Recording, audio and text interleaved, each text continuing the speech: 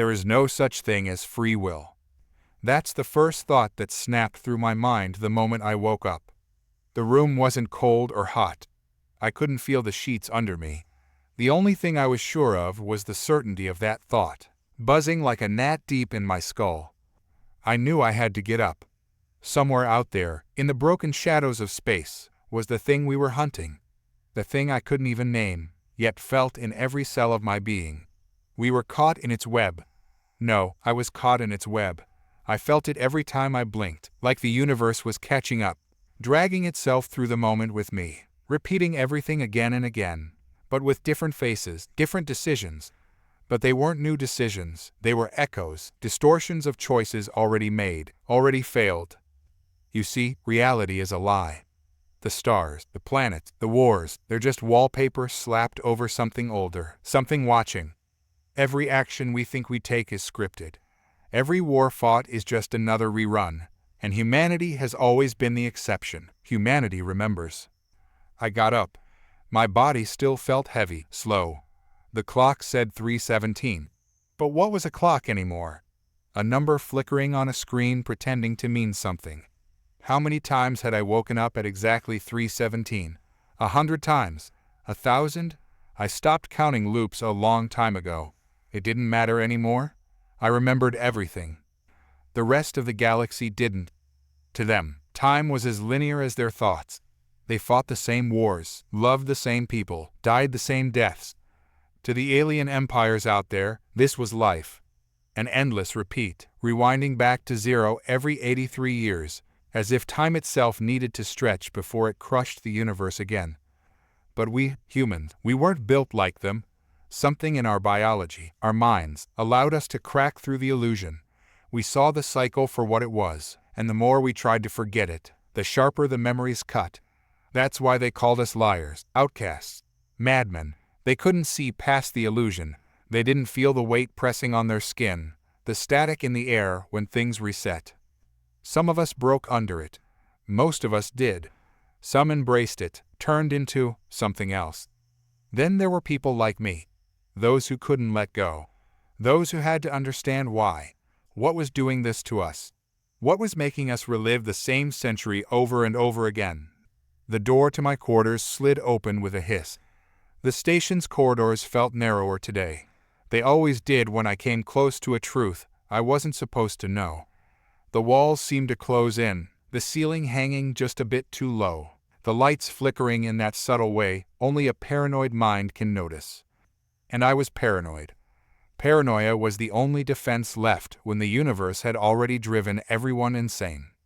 I stepped into the central hub, where the rest of the crew sat around the holodeck. Each face was familiar, each expression twisted by a kind of awareness they tried to push down. I could see it in their eyes, the same haunting knowledge they'd woken up with every day, remembering everything, as if their minds had been scraped raw by the constant rewinds. There were 5 of us, myself, Dr. Taver, Kendricks, Briggs, and Grant. 5 humans, clinging to this mining outpost on the edge of reality. Out here, past the fringes of known space, we hoped to stay unnoticed by the eyes that controlled the cycle. The cosmic intelligence that orchestrated the rewinds. Whatever it was. Out here, time felt thinner. Maybe, just maybe, we could find the answer. Or maybe we'd lose ourselves, like the others before us. I got another one, Kendricks said, his voice hoarse. He was staring at the small display on his wrist, the light casting deep shadows under his eyes. Another message. Same format. No sender. Another message. They'd been coming for weeks now, fragments of garbled data sent from somewhere deep in the galactic core. We didn't know who was sending them. But they always started the same way, always with a variation of that first cryptic line, "You were right, but you're too late." Kendricks swiped the display, projecting the new message in front of us. It was broken, scrambled, just like the others. Cannot, longer, outside, code, inevitable, pulse. Briggs squinted at the jumble of text, his jaw tense. What the hell does that even mean? Pulse? It's getting worse, Taver muttered, scratching the back of his neck like it was itching beneath his skin. These transmissions, they're coming faster now. We used to get one a month. Now it's every few days. It's because we're close, I said, folding my arms across my chest. We're too close. To what? Grant's voice was sharp, filled with that gnawing tension that never quite left him anymore. You keep saying that, but what the hell are we chasing? A pulse? Some kind of reset mechanism? A machine in the center of the galaxy? I don't know, I admitted, even though I hated saying it. But whatever it is, it's in the core. That's where the transmissions are coming from, and that's where the loops start. Kendricks gave a grim chuckle. The heart of the galaxy, of course.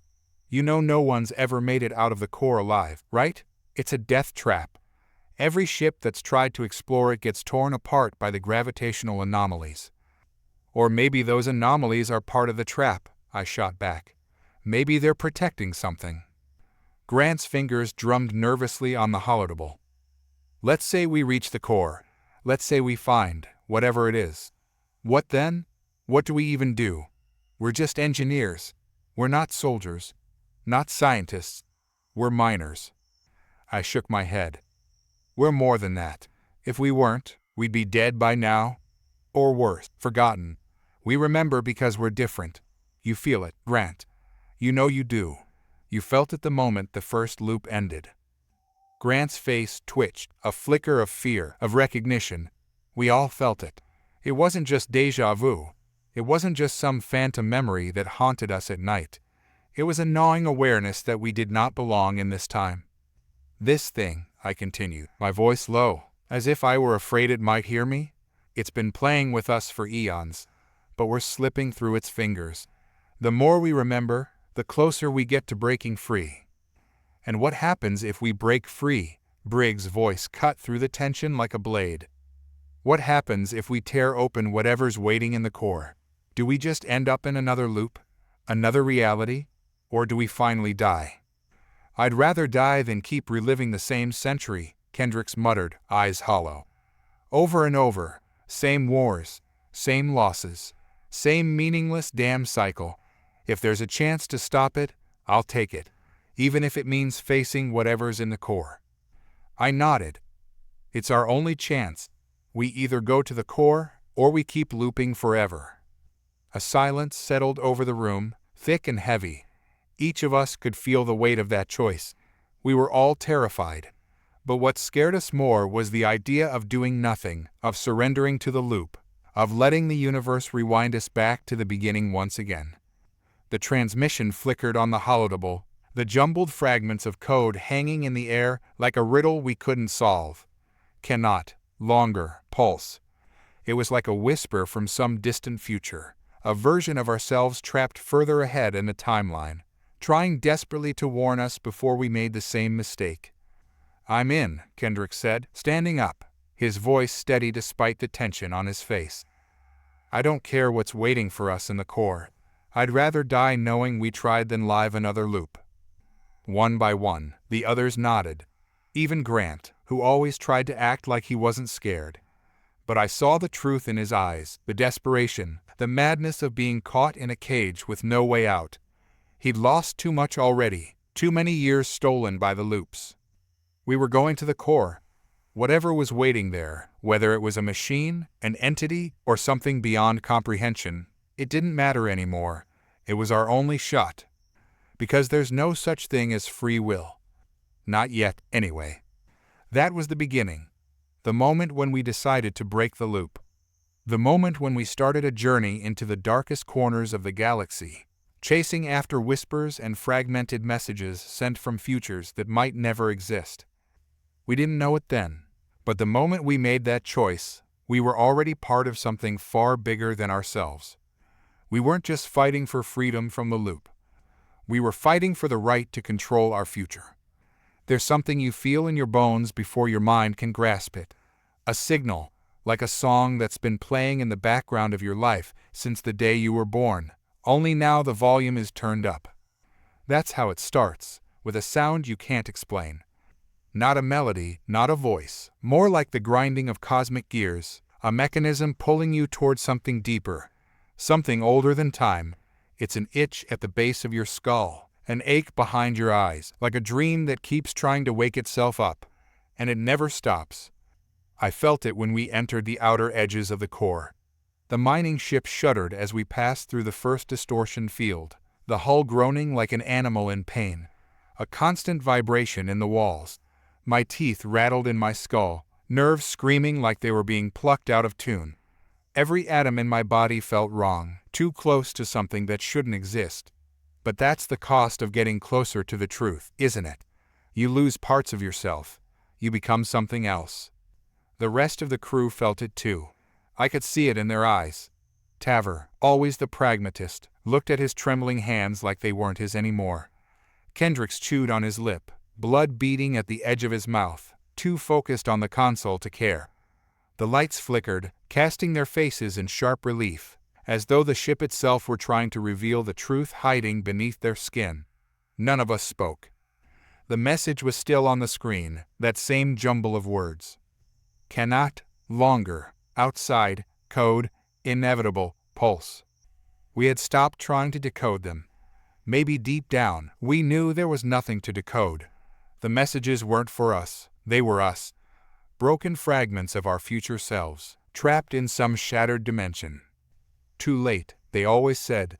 You were right, but you're too late. But what if we weren't? What if this time we could break the cycle? I leaned against the cold steel of the console, staring at the distortion fields on the display.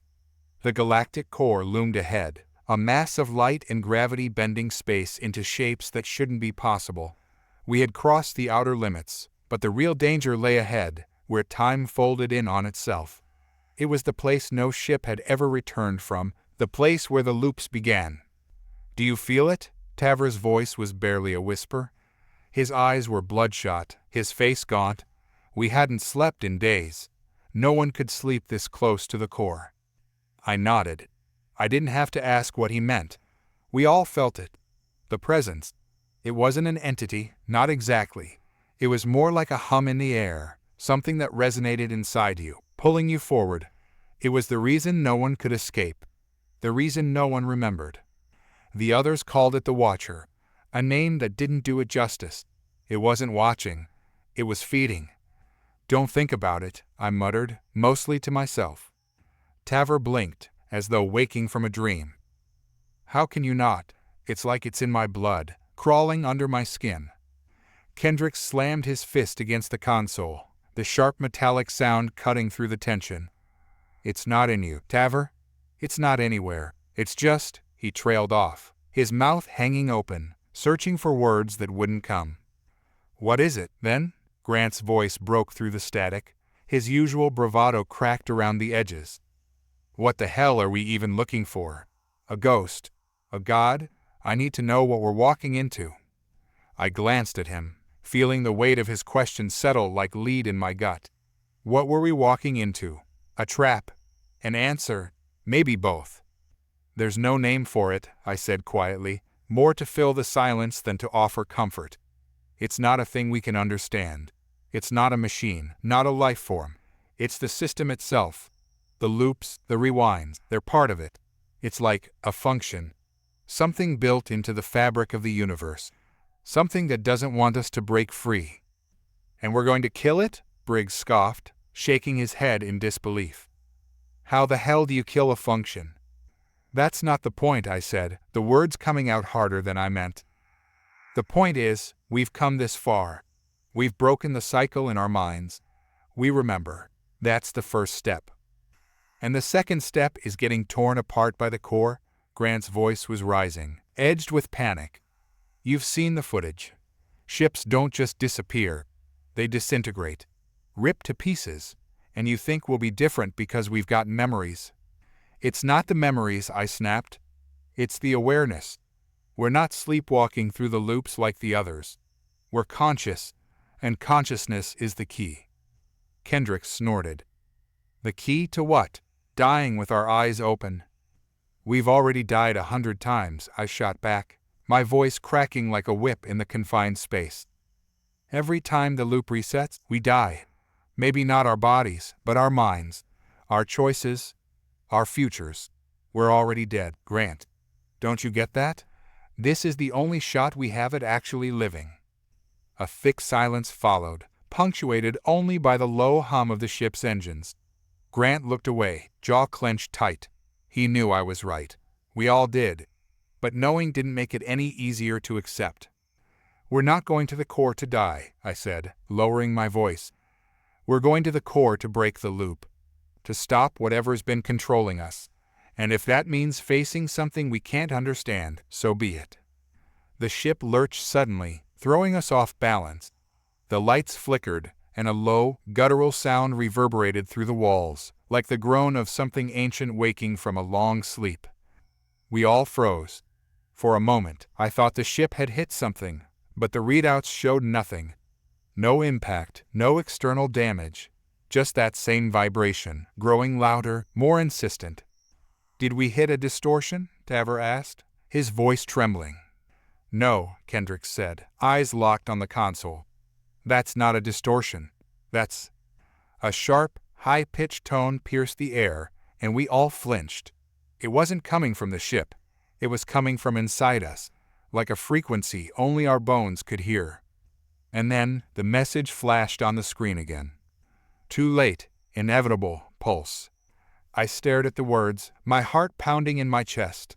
It felt like the universe itself was tightening around us, like the very fabric of reality was about to snap. "We're close," I said, barely recognizing my own voice. "Closer than we've ever been." Grant's face was pale, his breathing shallow. Closer to what? The lights dimmed, and for a moment I could feel it, the presence, pressing down on us, wrapping around the ship like a predator coiling around its prey. "The core," I whispered. "We're at the edge of the core." Kendricks cursed under his breath, frantically tapping at the controls. "We're losing stability. The gravitational fields are fluctuating. We won't last long in here." I didn't need him to tell me that. I could feel the ship straining, the metal groaning under the pressure. But I couldn't turn back. None of us could. "Push forward," I said, my voice steady despite the fear gnawing at my insides. "Are you insane?" Grant shouted. "We'll be torn apart." "Push forward," I repeated, locking eyes with him. "This is it. We either break the loop, or we let it break us." For a long moment, no one moved. Then, with a deep, shuddering breath, Kendricks nodded and engaged the thrusters. The ship lurched forward, deeper into the core, the vibrations growing more intense, more violent. And then, just as suddenly as it began, the noise stopped. Silence. The ship drifted in the void, the distortion fields swirling around us like a storm. But there was something else now, something beyond the noise, a sense of stillness. We had reached the center. And there, hanging in the darkness before us, was the source of it all. The watch. It wasn't what I expected. It wasn't a machine. It wasn't an alien. It wasn't anything I could comprehend. It was absence. A gaping wound in reality, a hole where something should have been, but wasn't. And in that absence, I could feel it watching us. Waiting.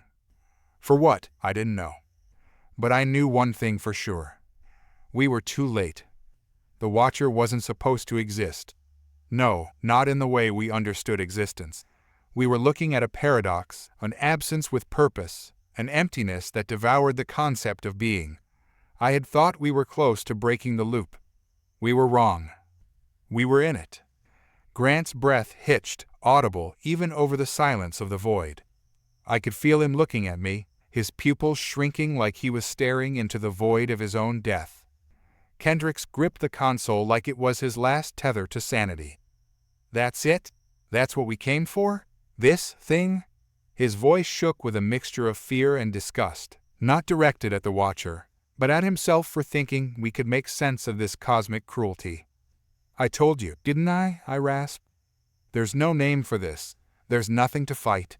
You can't kill a wound in the universe." But that wasn't entirely true. There was a pull, a force dragging us, feeding on the unraveling of our thoughts, the breakdown of time. It wasn't mindless, it was cold, deliberate. Taver, still trembling, finally spoke. "It doesn't want us here. It never wanted us here." His voice cracked, and he stared, unblinking, at the absence before us. It's not a loop. It's feeding. I glanced at him. Feeding on what? He didn't answer, but I knew. It was feeding on us, our memories, our futures, the raw data of our lives, looping through time, endlessly digesting every decision, every failure. There was a grinding sound from the hull, deeper this time, like the ship's very bones were straining to hold us together. The lights flickered, and then a deep red glow bathed the cockpit. Warning lights. "We've lost structural integrity," Kendricks said flatly. His hands flew over the controls, desperately trying to re-engage something, anything. But the Watcher had already sunk its claws into us. The ship was disintegrating, piece by piece, atom by atom. It wasn't tearing us apart, it was erasing us. And then the voice came. Not a sound, not a transmission. It was inside us, bypassing ears and technology. A thought injected straight into the core of our minds. A calm, emotionless monotone. "You were never meant to leave." I clenched my teeth, trying to block it out, but it pressed in from all sides. My heart pounded as the weight of its meaning settled over me like a black shroud. We had never left the loop. We were still caught inside its web, like flies trapped in an invisible net. Every attempt to escape had only deepened the knot. "How long?" Grant whispered, his voice a hollow echo in the dead air. There was no answer, but we all felt it, the unspoken truth. Eons. Thousands of resets, lives lived and lost, battles fought and forgotten. Each time we thought we were close to the truth, only to be snapped back into the loop like puppets on invisible strings. And the Watcher, it had been with us from the beginning. Watching, guiding, ensuring the loop continued. Kendricks slammed his fist into the console, rage bubbling to the surface. "We can't just sit here and wait to be erased. There's got to be a way out." "There isn't," I said quietly, my voice betraying the hopelessness gnawing at me. "We're not breaking a loop, Kendricks. We're part of it." "We don't have to be," he shouted, his eyes wild. "We have memories. We have awareness. That's got to count for something, right?" "Awareness of what?" Taver muttered, his voice cold and distant. "That we're rats in a maze?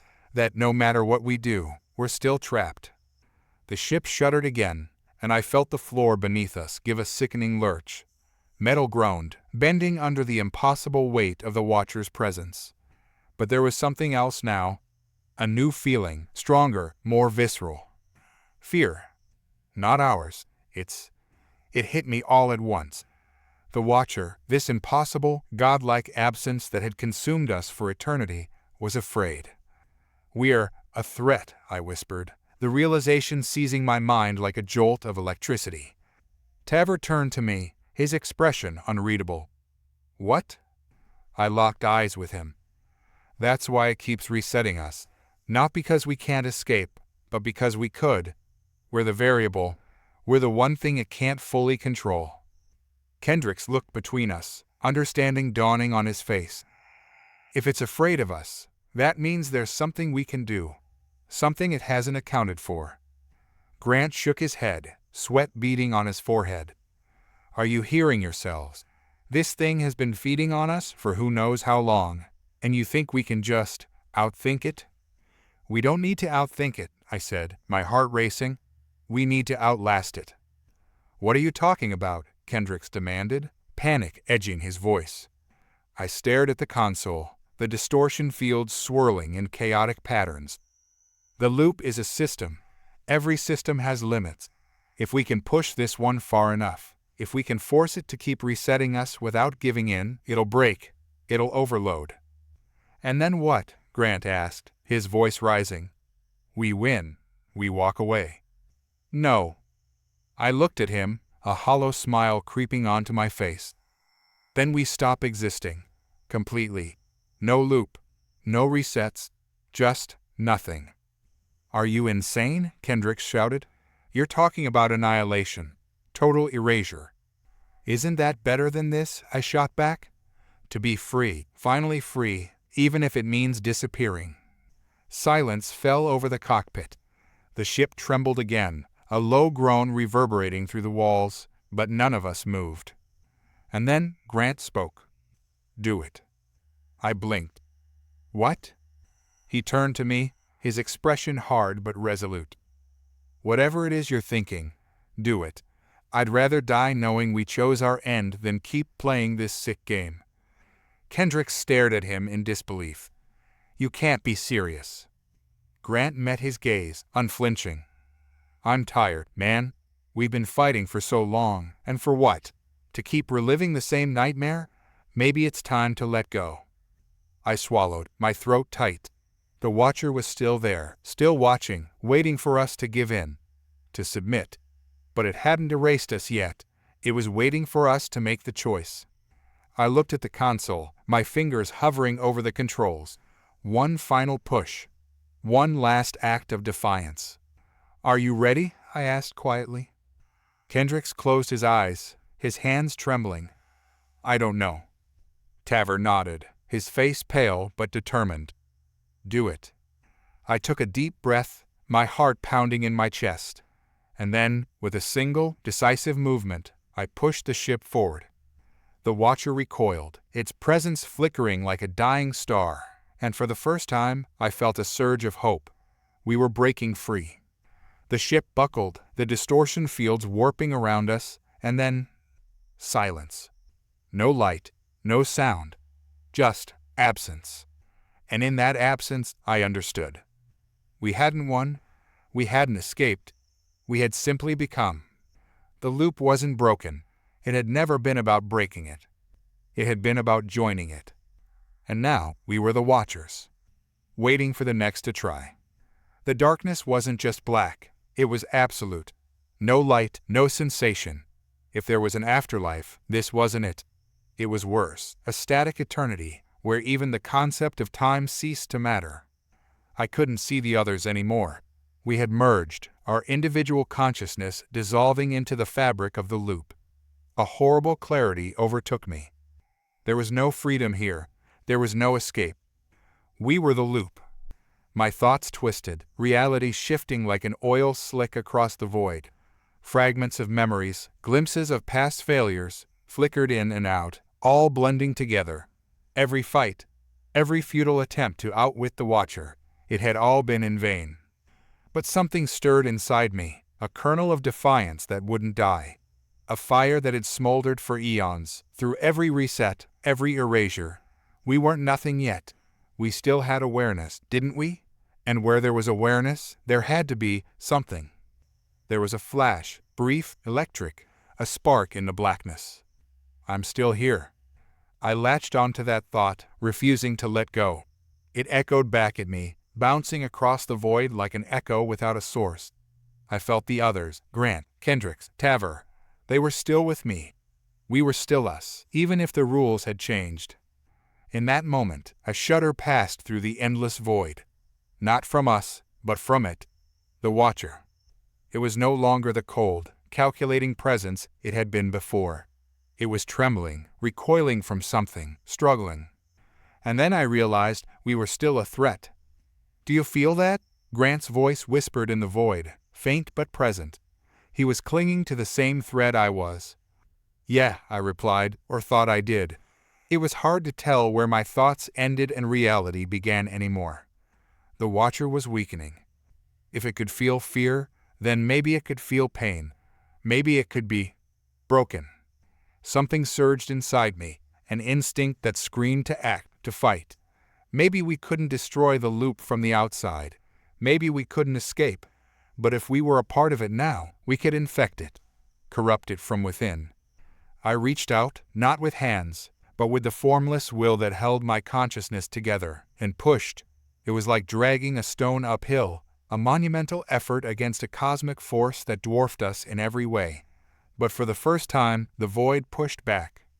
A sound, faint at first, like a distant hum, vibrated through the space. Then it grew, louder and louder, until it became an unbearable screech. The loop, it was cracking. "We're doing it," Taver's voice trembled, barely a whisper in the overwhelming noise. We focused, all of us, our collective will hammering against the Watcher's grip. The loop resisted, fought back, but it was buckling. We could feel it. The hum became a roar.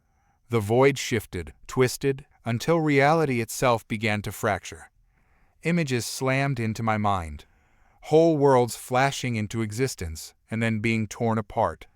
Unfinished possibilities, half-formed futures, all of them crumbling as the loop shuddered under the pressure. Suddenly, the darkness was broken by light, blinding, searing light. It wasn't salvation. It was the unraveling of everything we had ever known. The loop was breaking. But so were we. I felt myself splitting, my mind unraveling like frayed wires. I tried to hold on to something, anything, but there was nothing left. Nothing to anchor me. The others were fading, disintegrating into the same unmaking. And still, through the chaos, I heard it. The Watcher. It wasn't afraid anymore. It was laughing. Not the sound of laughter, but the sensation, the deep, sick realization that we had been outplayed again. This wasn't an escape. It had never been. This was part of the cycle. Another twist in the knot. Another reset. We hadn't broken the loop. We had just loosened it, let it stretch and bend, and now it was snapping back, tighter than before. No, I thought, the word burning in my fractured consciousness. No, this can't be it. The light intensified until it felt like my very soul was being incinerated. And then, it stopped. There was no grand explosion, no final climax. Just silence. And I was alone. But I wasn't me anymore. I wasn't anything. I was the Watcher's reflection. I was the emptiness staring back into itself, eternal and unyielding. Had we ever been real? Or had we always been this? This hunger that looped itself in endless spirals. And then I felt it. A presence. Not one, but many. They were coming. New faces. New lives. New victims. The next crew had arrived. Naive. Hopeful. Ready to fight the loop, just as we had. I wanted to scream, to warn them, to tell them it was pointless. But I couldn't. All I could do was watch. And in the deepest recesses of my mind, a single, horrifying truth settled over me. I wasn't fighting the Watcher anymore. I was the Watcher. And I would watch them try, over and over again, just as it had watched us. In the distance, the faint hum of a ship's engines broke through the stillness. It had begun again. The loop. And this time, there would be no mercy. The hum of the ship's engines wasn't just sound, it was life. But not the kind of life we understood. It was more like an echo, the residual pulse of a machine caught between dimensions, never fully here nor there. And as I watched from the void, I felt a strange sensation creeping up, familiarity. The new crew didn't know. They didn't understand. Not yet. But they would. They always did. I tried to reach out, to touch their thoughts, to warn them. But I wasn't a voice anymore. I was just awareness. Bound to the cold machinery of the loop. Nothing but a shadow tethered to its cyclical nature. A flicker. I caught a glimpse of them, 5 figures standing on the bridge of their ship. They were eager, filled with that same reckless hope we had once carried. The pilot's eyes gleamed with ambition, the way mine had. The commander moved with that same sense of purpose, barking orders into the silence, as if it would bend the universe to his will. And it hit me. I remembered this moment. Not as a fragment of the past, but as if I were living it again. Over and over. The pilot would plot the course, the ship would venture into the void, and they would confront the Watcher. They would fight. They would believe they could win. They were doomed. Yet, as much as I wanted to abandon hope, something stirred deep inside me. It wasn't the hunger of the Watcher. It was something far more alien. It was rebellion, a tiny ember of resistance that refused to go out, even after all these eons. I wasn't fully consumed. Not yet. As the ship hurtled toward the anomaly, toward me, I felt the pressure mounting. I had become the Watcher, yes, but the Watcher was not infallible. Its design wasn't flawless. Loops could bend, and if they bent far enough, maybe, just maybe, they could break. I reached further, stretching what little remained of my will. The crew would need more than instinct. They would need a spark, something to tilt the balance. Their captain was shouting now, commanding the AI to scan for distortions. "We're closing in. I want full reports on anomalous readings. Anything that looks like it doesn't belong." The words felt like a knife through the fog of my mind. How many times had I spoken those exact lines? How many resets? How many futile scans? But this time, something shifted. A static-laden voice crackled through their communication system. "Captain, we're detecting something. An energy signature. It's faint, but it's—" The voice cut off abruptly, replaced by an eerie silence. The crew exchanged nervous glances, their confidence faltering. This was it. The first crack in their resolve. Then came the tremor. The ship shuddered violently as the anomaly pulled them in, its gravity distorting everything around it. Lights flickered, alarms blared, and the crew scrambled for stability. I could feel the Watcher's presence tightening its grip on them, as it had on me once. But this time, I was there too. I could influence them. Not much, but enough to plant a seed. I pushed, just enough to alter their course, to guide them toward the only thing that could save them from the endless cycle. They wouldn't realize it yet, but the ship's trajectory had been nudged, subtly, a few degrees off course. It would be enough. "Captain, we've lost control." The pilot's voice was frantic now, his hands shaking on the controls. "Shut down all non-essential systems," the captain ordered, his calm veneer cracking as the ship spiraled deeper into the void. The Watcher was agitated. I could feel its presence like a dark cloud pressing down on everything. It had seen the shift, sensed my interference, and it was retaliating. Without warning, the walls of the ship began to bend, reality warping as the distortion fields took hold. Shadows crept along the edges of the crew's vision, figures moving just outside their perception, figures that I knew all too well. The Watcher was sending its agents, reflections of failed past attempts, twisted versions of the very people who had once tried to escape. The pilot gasped as he saw them first. "Captain, we're not alone." The figures materialized from the shadows, grotesque, half-formed mockeries of the crew, faces twisted in pain and horror. They were the remnants of those who had tried and failed, those who had been devoured by the loop. And now they were coming for the new crew. "Brace yourselves," the captain shouted, drawing his weapon. "Whatever they are, we're not going down without a fight." The crew prepared for battle, but they didn't understand the true nature of their enemy. They couldn't win this fight, not in the way they thought. But I could show them a different path. Focus. I concentrated every fragment of my remaining will, every scrap of consciousness I had left. If I could just reach one of them, just one. The pilot. He was the key. In the chaos, I pushed deeper into his mind, past his fear, past the static of the Watcher's influence. I found a glimmer of his thoughts, his resolve, and implanted the knowledge. There was no fight to win here, no battle to be fought, only one way to survive. Run. The pilot's eyes widened as the realization hit him, the thought spreading through his mind like wildfire. He turned to the captain, his voice urgent, almost panicked. "We have to go. Now. This isn't a battle we can win." "What the hell are you talking about?" the captain barked, his weapon aimed at the advancing figures. "We stand and fight." "No," the pilot insisted, his voice firm. "We leave. We don't fight. We run." For a moment, the captain hesitated, torn between instinct and authority. And then he made the call. "Get us out of here." The crew moved in unison, the ship's engines roaring to life as they veered away from the Watcher's grip. The distortion field buckled, warping and twisting as the ship tore itself free from the anomaly's grasp. And for the first time, they escaped. But not unscathed. As they crossed the threshold, the ship's systems went dark, flickering one last time before shutting down completely. The crew was plunged into silence, drifting aimlessly through the void. But they were alive. I felt the Watcher rage, its fury reverberating through the void. It had lost control. For the first time, someone had slipped through its fingers. But I knew it wasn't over. The Watcher wouldn't give up. It would adapt, evolve, find new ways to trap them. And when it did, I would be ready. Because even though I had become part of the loop, I wasn't fully the Watcher yet. There was still a fragment of me that remembered what it was like to fight, to hope.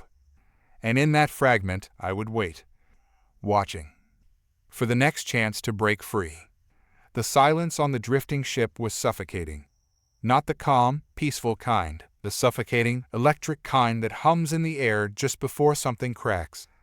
The crew had escaped the Watcher, but not entirely. Dark shapes flickered at the corners of their vision, remnants of the anomaly clinging to their consciousness like shadows, refusing to dissipate. It was as if the void had left fingerprints on their souls, twisting reality in ways they could barely comprehend. I could feel them, each member of the crew, grappling with this new, unspoken horror. They were alive, yes, but not in the way they had been before. Something had changed. The ship was a ghost, coasting through nothingness, its systems offline, its engines cold. They had left the anomaly, but the anomaly hadn't let go of them. I hadn't let go of them. The Watcher's gaze still lingered, and I was bound to it, tethered to the loop in ways I couldn't yet explain. But I was also somewhere else, with them, watching from behind their eyes, moving through the faint electrical pulses in the dead ship. I wasn't entirely the Watcher, but neither was I one of them anymore. I existed in that slim boundary between awareness and oblivion, between the human and the inhuman. The pilot, he felt it first. I could tell. His eyes darted nervously around the darkened console, fingertips grazing the unresponsive controls. His breathing was uneven, shallow, as if he were holding on to something unseen, some thread of sanity in the overwhelming silence. I could feel his pulse quicken, his heartbeat a frantic rhythm in the stillness. In his mind, I planted a thought, subtle but insistent. A wordless message. Wake up. He jerked back, startled, his chair scraping the metal floor. The others glanced at him, eyes hollow, dulled by the aftershock of what they had survived, or thought they had. "What's wrong?" the captain asked, his voice gravelly, as if the weight of their escape had scratched his throat raw. The pilot hesitated, unsure whether to voice what he couldn't fully understand. "I don't know. Something's wrong. I can feel it, but I can't explain it." "Something," the engineer growled, fatigue etched into the lines on his face. "Everything's wrong. We're dead in space, no power, no comms. The ship is barely holding together. What could possibly?" A thud reverberated through the hull. Dull, heavy, like something had knocked on the door of their reality. The crew froze. Then, another thud, louder this time. Closer. The shadows on the edges of their vision seemed to ripple, shifting like dark water stirred by an unseen force. The pilot's hands trembled.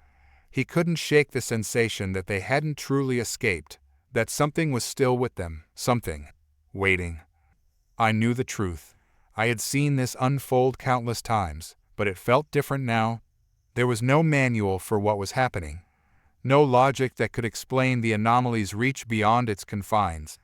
The loop had bled into their reality, dragging pieces of its twisted architecture with it.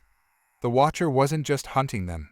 It was reconstructing them, reshaping the space they existed in, bit by bit. I should have stopped it, but I didn't want to. Something deeper, darker, lurked within me, an insidious whisper urging me to let it unfold. I was still bound to the loop, but I wasn't a prisoner. I was becoming. And as the crew teetered on the edge of their own sanity, I realized I was curious. What would happen if I let them unravel? The captain stood, his voice strained. "All right, we need to." Bang. The sound was not from within the ship this time, but outside. A loud, metallic clang that reverberated through the hull. Something was out there, something real. "Do we have visuals?" the captain barked, suddenly alive with urgency. "No power," the engineer grumbled, but he was already moving, checking for some last shred of function in the ship's systems.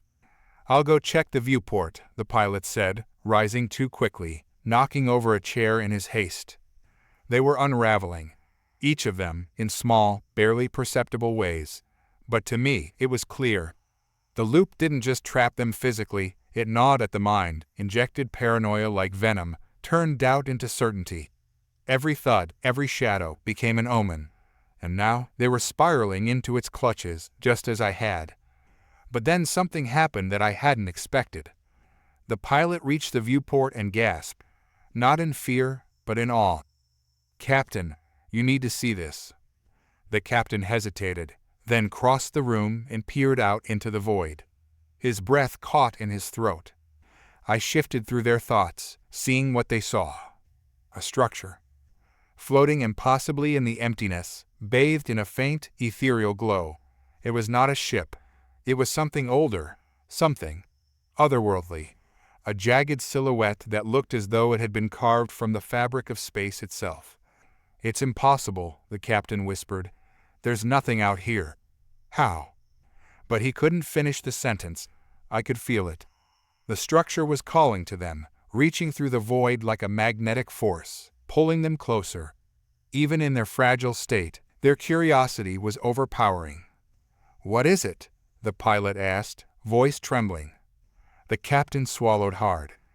"It's a station, an abandoned station, from God knows when, and it's broadcasting a signal." A signal. The words echoed in my mind, triggering something deep within me, some dormant memory of past failures, of other crews who had found their way to the same impossible place. I had seen it before.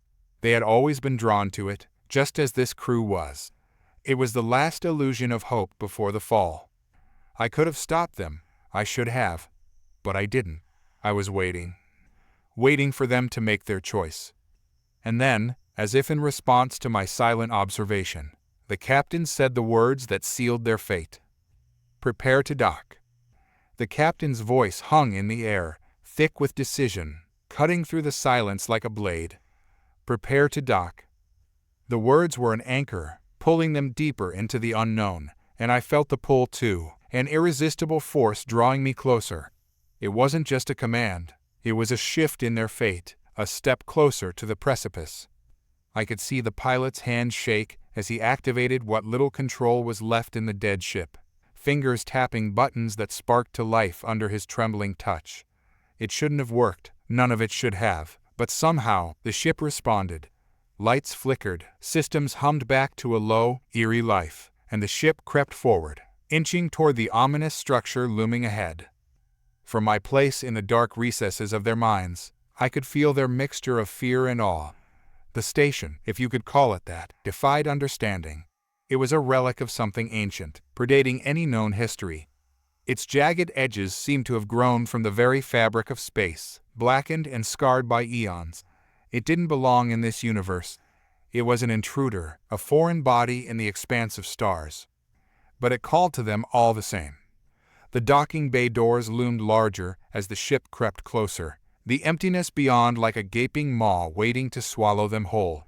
They were past the point of no return, and the silence inside the ship deepened, suffocating under the weight of what lay ahead. The first tremor came quietly, a ripple in the very air, felt more than heard. I saw it in their eyes before they realized it. The space they were in, the reality around them, had started to bend. Not in the way of physics, but something subtler, more insidious. Space-time was shifting, like the edges of a film starting to burn. No one spoke. No one dared. The ship docked with a soft thud, metal meeting metal, but the sound felt wrong, distant, like it wasn't entirely part of their world anymore. And then, without any command, the airlock hissed open. Darkness. Pure and suffocating. It wasn't just the absence of light. It was a tangible, breathing darkness, thick with malice. It pressed against their skin, worming its way into their thoughts. I could feel it too, swirling around me like an old enemy, familiar yet unknowable. The pilot hesitated, his hand hovering near his sidearm, the breath caught in his throat. We should wait. But the captain was already moving, eyes locked on the open airlock, his steps slow but deliberate, as if something were pulling him forward.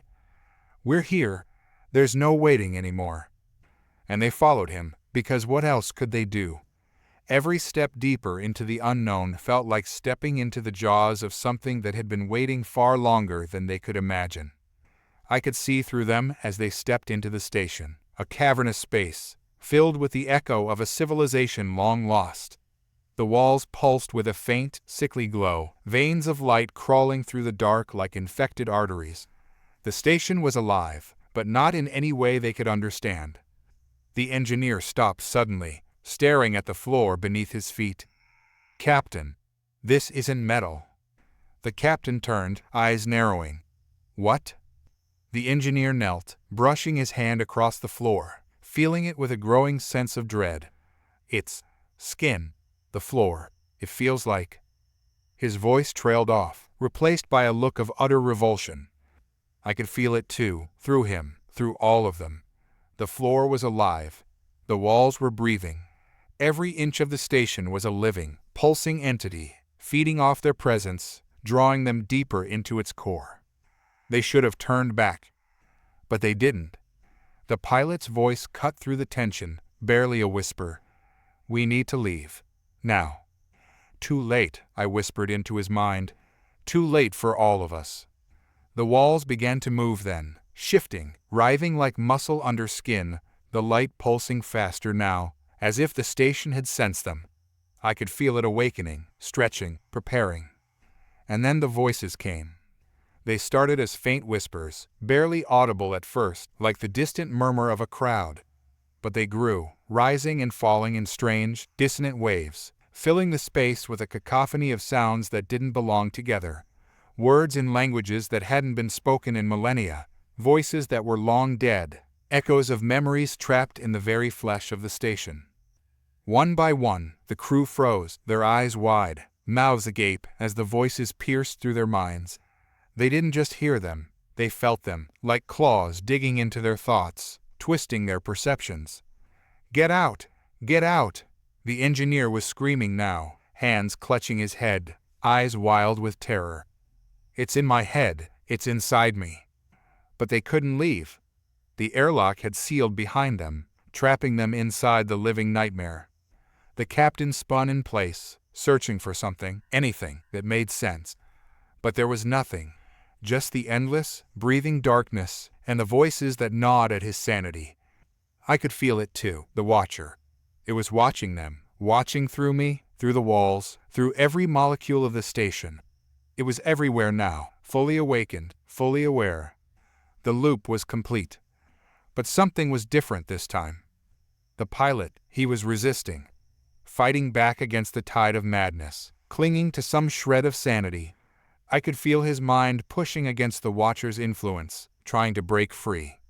I reached out, pushing my will into his, amplifying his resistance, feeding his defiance. He was the key. He had to be.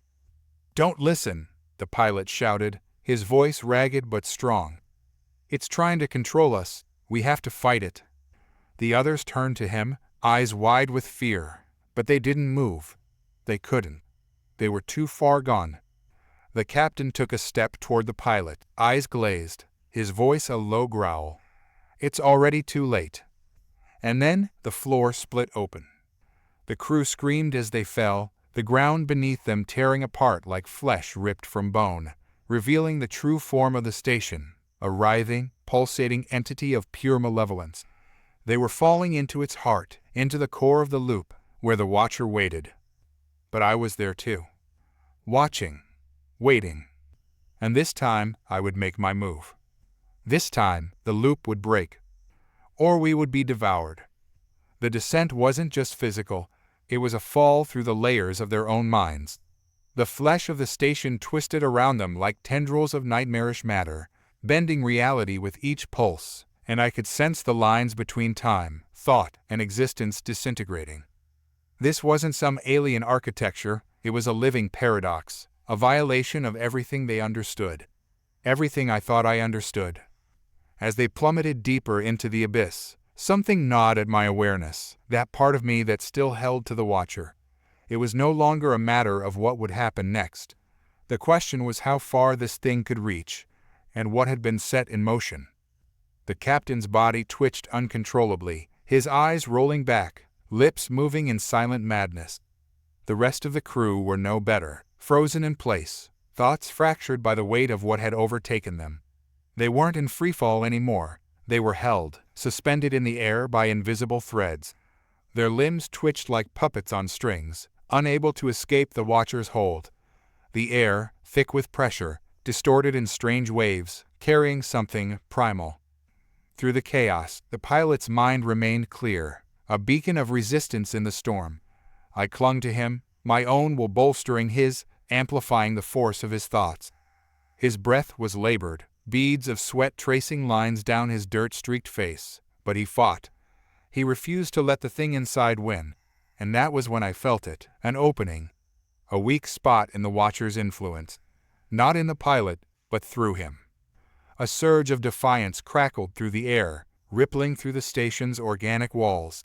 The entity recoiled, if only for a moment, and the whispers halted, silenced, but not the still, oppressive kind they had endured before. This was the silence before a scream.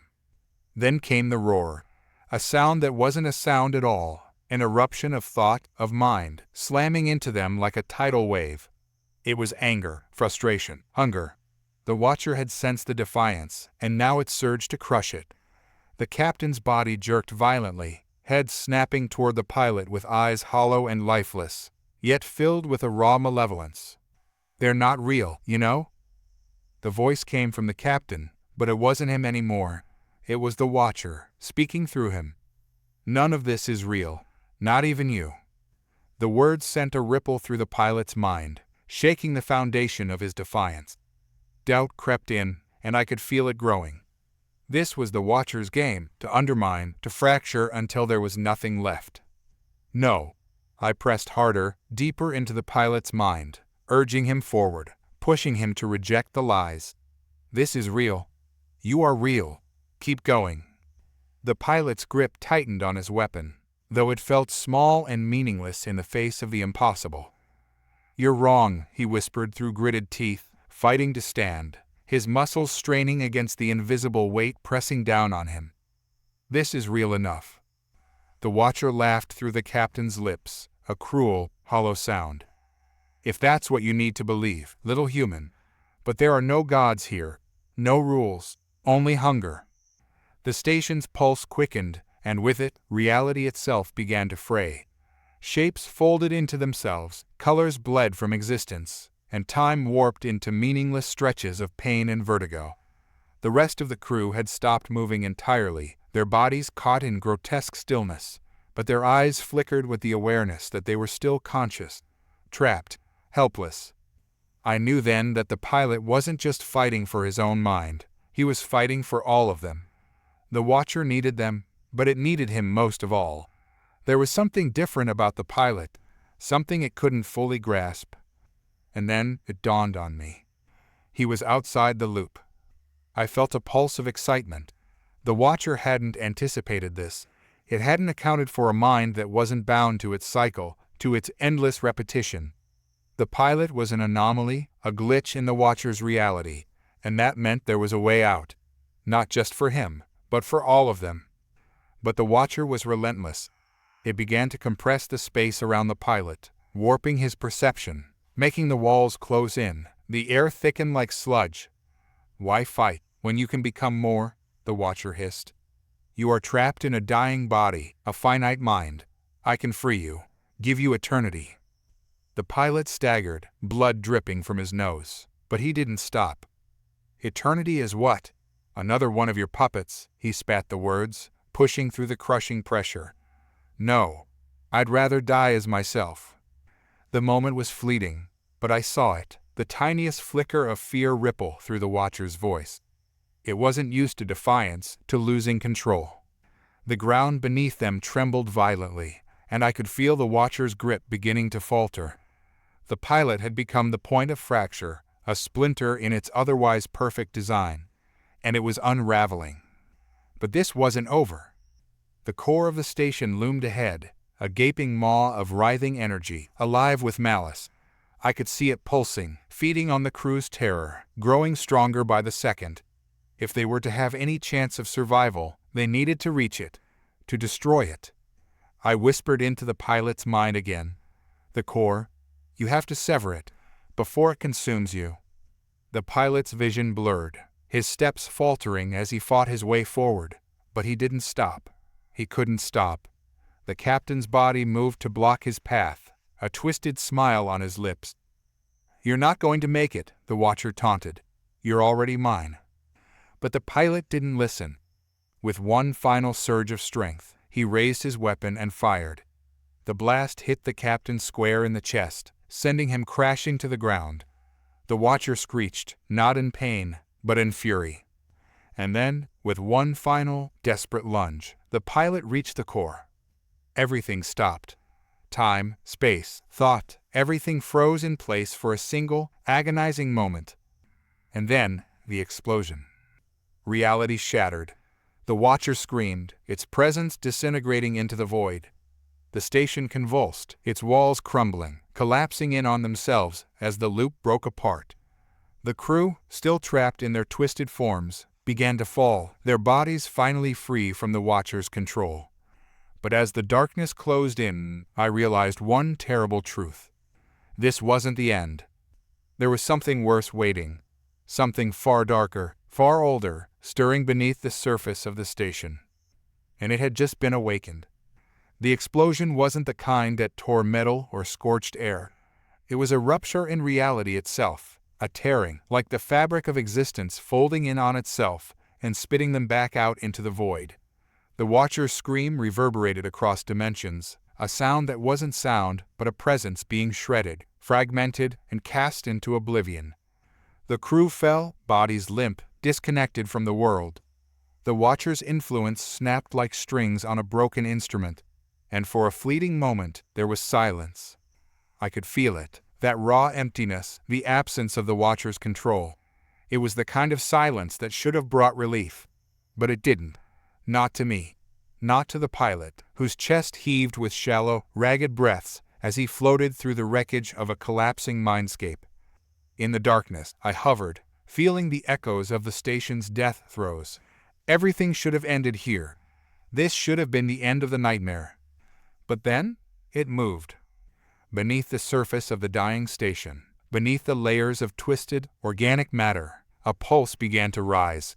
Slow at first, almost imperceptible, but then stronger. It was older than the watcher, older than the station, and it had been waiting. The pilot stirred, disoriented but conscious. He blinked, his eyes adjusting to the hazy void that now surrounded him. There was no up or down, just an endless abyss of darkness, punctuated by the occasional flicker of dying light from the station's core. Did we make it? The question barely escaped his cracked lips. There was no answer. The others, those still alive, remained suspended in the air, untouched by gravity, bodies slack, but their minds were intact. For now. I pushed into his mind again, but something was different. Something in the fabric of reality had shifted with the explosion. The watcher's death had ruptured more than just the station. It had torn open something deeper, something ancient that had been sealed within the bones of this place. Don't rest. It's not over. My words rippled through his consciousness, though now they felt heavier, as if something were weighing them down. The connection was weaker. Whatever had stirred below us, it was older than the watcher and far more dangerous. The pilot blinked, wiping the blood from his nose as he struggled to find his bearings. His body still trembled from the weight of what he'd just faced, but the fire in his eyes remained. He was a survivor, through and through, and he wasn't about to stop now. The silence deepened, stretching into something oppressive. It wasn't the peaceful silence of space. It was the kind that breathed, that vibrated with the presence of something unseen. And then the faintest tremor came, a ripple in the void. A low hum began to rise, so deep it was felt rather than heard. It emanated from below, from within the very structure of the station itself. The pilot flinched, his hand instinctively reaching for his weapon, but he knew better. Whatever this was, it wasn't something he could shoot his way out of. The pulse quickened, and I felt the shift in the air, like a door slowly creaking open. There was something beneath the station, something alive. The explosion had freed it. And it was coming. Without warning, the walls of the station jerked, spasming like a dying creature, and the ground cracked open. From the fissures came a deep, resonant sound, a low, guttural growl, not mechanical, not human, but something far more primal. It was like the sound of the universe itself taking a breath. The pilot gripped his weapon, though he knew it was useless. He glanced at the remnants of his crew, floating lifeless in the void, the last vestiges of the Watcher's hold still clinging to them like cobwebs. His mind raced, searching for answers, but there were none. Only fear, only survival. I was connected to this place, to the thing beneath it. I could feel it waking, stretching, uncoiling from a slumber that had lasted for millennia. The station had been a prison for something far darker than the Watcher, and the explosion had set it free. The floor beneath the pilot began to ripple, like a stone dropped into a pool of thick, black liquid. He backed away, his breath catching in his throat. But there was no escape. The walls had sealed. The void had become a cage. From the depths of the fissure came a light, a sickly, greenish glow, faint at first, but growing stronger. It wasn't like the organic lights that had pulsed through the station before. This was different. This was alive. And then, with a sound like the tearing of flesh, the ground split open. The pilot staggered back as something emerged. It was massive, a writhing mass of tendrils and flesh, ancient and terrible. It pulsed with life, its form shifting and morphing as it pulled itself from the depths. The air around it crackled with energy, warping reality as it moved. This was not the Watcher. This was older. This was pure malevolence. The pilot froze, eyes wide, as the thing loomed before him. It had no face, no eyes, yet he could feel its gaze, an all-consuming presence that bore down on him with the weight of ages. The air grew thick, heavy, as if the creature's mere existence was warping the fabric of space-time around them. I could feel it too, deep in my bones. This thing was ancient beyond comprehension. It had been here long before the station, long before the Watcher. And now, freed from its prison, it was waking up to reclaim what was left of the universe. The pilot's voice cracked as he spoke, barely a whisper. What are you? The creature didn't answer. It didn't need to. Its presence was enough. It was the embodiment of hunger, of endless, mindless consumption. It didn't think. It didn't feel. It only devoured. And it was hungry. The station shuddered, its walls twisting and groaning under the weight of the thing's presence. The crew, still suspended in the air, began to stir, their eyes flickering open. But there was no relief in their waking, only horror. The creature's tendrils reached out, wrapping around the walls, pulling itself forward with a slow, deliberate grace. The air hummed with power as it moved, and I could feel its thoughts, if you could call them thoughts, slithering through the station, searching, probing, feeding.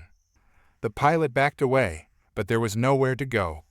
The creature was everywhere, its tendrils snaking through the walls, the floor, the very air itself. It was becoming the station. And then, with a voice like the grinding of stone, it spoke. You awakened me. The words weren't spoken so much as they were felt, vibrating through the very core of their beings. The pilot flinched, his heart racing, but he didn't move. He couldn't. The thing's voice was a storm, a torrent of madness and hunger. I am older than time, older than death. You are nothing but dust to me. The pilot clenched his jaw, his mind reeling. He could feel its presence in his head, gnawing at the edges of his thoughts, pulling him toward the abyss. But he resisted. He had to resist. I could sense his struggle, the war raging inside him. The creature's presence was overwhelming, suffocating, but there was something else. Something the creature hadn't anticipated. The pilot's mind wasn't just resisting, it was fighting back. In the depths of his consciousness, a spark ignited, a tiny ember of defiance, of humanity. It was small, fragile, but it was there, and it was growing. The creature recoiled, its tendrils twitching as it felt the resistance. Its voice deepened, growing more menacing. You think you can fight me? You are nothing. But the pilot didn't waver. He couldn't. His will was iron now, forged in the fires of defiance. The Watcher had tried to break him. But it had failed. And now, this thing, this ancient horror, would fail too. The ember of resistance flared, and I felt it too, like a beacon in the darkness. The pilot's mind was a fortress, and I could see the creature's frustration building. It was used to feeding, to consuming without resistance. But this human, this fragile, finite being was fighting back. And then, with a roar that shook the foundations of the station, the creature lunged. The pilot's mind screamed, but he held firm, his thoughts a wall of iron. He would not yield. I felt the surge of energy as the creature's tendrils wrapped around him, squeezing, crushing. But he didn't break. With a final burst of strength, the pilot reached deep into himself, tapping into something primal, something human. And then, with a roar of his own, he pushed back. The creature faltered, its tendrils twitching, recoiling. It wasn't used to this defiance. It had expected submission, fear. But what it got instead was resistance. And in that moment, I knew. The pilot wasn't just a survivor. He was a fighter. The creature's tendrils quivered, momentarily disarmed by the surge of resistance from the pilot. His defiance echoed across the station like a pulse, shaking the very foundations of the decaying structure. Yet, even as the pilot stood firm, I could sense the immense darkness, older than time itself, coiling around him, feeding on his fear, biding its time, waiting for the moment when his strength would fail. But this wasn't just about brute force anymore. The creature wasn't here to destroy. It was here to consume, to devour, to absorb. I pushed deeper into the pilot's mind, sensing the delicate balance he fought to maintain. His thoughts were like embers, barely holding together under the weight of this ancient malevolence. But beneath the fear and pain, there was something else, a burning question, gnawing at the edges of his consciousness. What am I fighting? The Watcher had been a sentinel, a guardian of something far more sinister. But this thing, this monstrous force, had no desire for control. It didn't seek domination or subjugation. It was older than those concepts. It was raw, primal hunger, a hunger that had been starved for millennia, locked in the heart of the station like a forgotten god. The pilot's breathing slowed as the realization sank in. There was no defeating this. He couldn't kill what didn't live. He couldn't reason with what didn't think. But he could outlast it. I whispered into his mind, planting seeds of clarity amidst the storm. Hold the line. Just hold. The creature twitched again, sensing the shift in his thoughts. Its tendrils retreated slightly, as if testing the waters. It knew now that brute force wouldn't break him. But that wasn't its only weapon.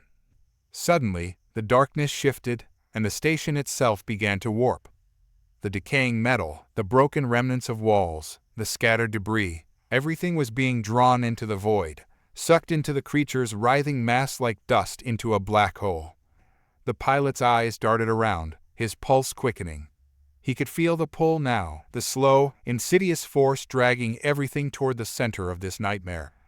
The station was no longer a physical place, it was becoming part of the creature.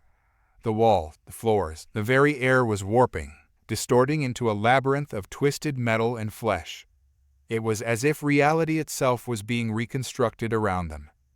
"Hold on," I urged, my voice now a low hum in his mind. "Don't let it in." The pilot gritted his teeth, bracing himself as the air around him grew thick, heavy, suffocating. The station's lights flickered, casting eerie shadows that danced and twisted like living things. And then, without warning, the walls exploded outward, revealing a vast, black abyss that stretched endlessly in every direction. There was no more station. There was only the creature and the void. The pilot floated in the dark, weightless, his mind racing. He could feel the pull, the endless hunger gnawing at the edges of his thoughts. The creature was trying to break him, to lure him into surrender. But he fought back, his mind a fortress, his will an iron wall. And yet, I could feel the cracks. He wasn't just fighting the creature. He was fighting himself, his own fear, his own doubt. The Watcher had been an external force, an alien presence that could be fought and destroyed. But this was something deeper, something more insidious. It was feeding on his mind, on his very soul. I whispered again, more urgently this time. "You have to keep fighting. You have to." But my words were cut off as a sudden tremor shook the void. The creature shifted, its tendrils writhing, and a low, guttural sound rumbled through the darkness, a sound like the universe itself groaning under the weight of some ancient, unbearable truth. And then it spoke again. "You think you are strong," it whispered, its voice 1,000 voices, all speaking at once. "But strength means nothing here." The pilot flinched, his eyes wide, his mind reeling. The creature's voice was inside him now, gnawing at his thoughts, warping his perception of reality. "You are not real," it hissed. "None of this is real. You are dust. You are nothing." The pilot squeezed his eyes shut, his hands gripping his head as the words echoed through his mind, bouncing off the walls of his consciousness like shards of glass. He could feel himself unraveling, his sense of self slipping away, piece by piece. But then, in the midst of the chaos, a single, fleeting thought flickered into existence, an image, a memory, something buried deep in the recesses of his mind. Home. He could see it now. The earth, blue and fragile, hanging in the infinite void of space. The clouds swirling over the oceans, the mountains rising above the plains, the cities glowing like tiny, scattered stars. He could feel the pull of gravity, the warmth of the sun, the air filling his lungs. For a moment, everything was clear. Everything made sense. And then, just as quickly, it was gone. The darkness rushed back in, cold and suffocating, and the pilot gasped, his eyes flying open as the creature's voice slithered through his mind once more. "You will never see it again." But this time, the pilot didn't flinch. He didn't back down. Instead, he laughed. It was a low, hoarse sound, barely more than a whisper, but it echoed through the void like a gunshot. The creature recoiled, its tendrils twitching in confusion. "You think you can take that from me?" The pilot rasped, his voice cracked but defiant. "You think you can take what I am?" The creature's growl deepened, vibrating through the air. "You are nothing." The pilot shook his head, his eyes gleaming with a newfound clarity. "You're wrong. I'm human, and that's more than you'll ever understand." The creature lunged, its tendrils lashing out, wrapping around the pilot's body, squeezing, crushing. But he didn't scream. He didn't struggle. He embraced it. Because in that moment, he understood. This thing, this ancient force, it wasn't evil. It wasn't even alive. It was a force of nature, a part of the universe as old as time itself. And like all forces of nature, it could be endured. It could be weathered. It could be survived. The tendrils squeezed tighter, and the pilot's vision blurred, his body screaming in pain. But his mind was clear. His thoughts were focused, sharp. And then, with a final surge of defiance, he pushed back. The tendrils recoiled, and the creature shrieked, a sound that reverberated through the void like the wail of a dying star. The pilot gasped, his body shaking, but he stood firm, his mind a fortress of unbreakable will. "You can't have me," he whispered, his voice barely audible over the creature's shrieks. "You'll never have me." And with those words, the creature collapsed. The darkness rippled, shuddered, and then, with a sound like the tearing of reality itself, it began to unravel. The tendrils writhed and twisted, pulling back into the void, retreating, until there was nothing left but the pilot, floating alone in the empty darkness. For a moment, there was silence.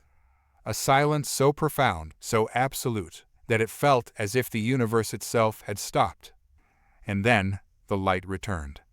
It was faint at first, a tiny pinprick in the vast expanse of black. But it grew, slowly, steadily, until the pilot could feel its warmth on his skin, could see the station's wreckage coming back into focus around him. He was back. The creature was gone. The darkness was gone. And yet, something had changed. The station was still a twisted ruin, its walls broken, its systems dead. But there was something new in the air, something that hadn't been there before. A presence. I could feel it too, deep in the core of my being. Something had survived. Something older than the creature. Something worse. The pilot looked around, his eyes narrowing as he took in the remnants of the station. He could feel it now, a cold, creeping sensation at the edge of his mind, like fingers brushing against his thoughts. It wasn't over. Not by a long shot. The light that had returned to the pilot wasn't comforting. It was sterile, cold, like the dim glow of a distant star, too far to give warmth, but bright enough to illuminate the horrors lurking beneath the surface. The station's wreckage floated in silence around him, fragments of twisted metal and shattered glass orbiting him like dead planets. The creature was gone, but its presence lingered in the air, like the faint smell of rot after a storm had passed. I reached out again, cautiously probing the pilot's mind. His thoughts were scattered, erratic, struggling to make sense of what had just happened. He wasn't alone anymore. Something was still with him. A shadow, a lingering presence, curled deep in his subconscious. It wasn't the creature, but it was older, darker, and far more patient. As I tried to unravel the layers of his consciousness, I felt it, a cold, creeping whisper brushing the edges of his thoughts. It wasn't speaking in words. It was something more primal, more instinctual, like the sensation of being watched in a dark room, unable to see who or what was there. Something worse survived. I hadn't been wrong. The pilot floated through the debris, his breath shallow. His body was battered, but the true damage was in his mind.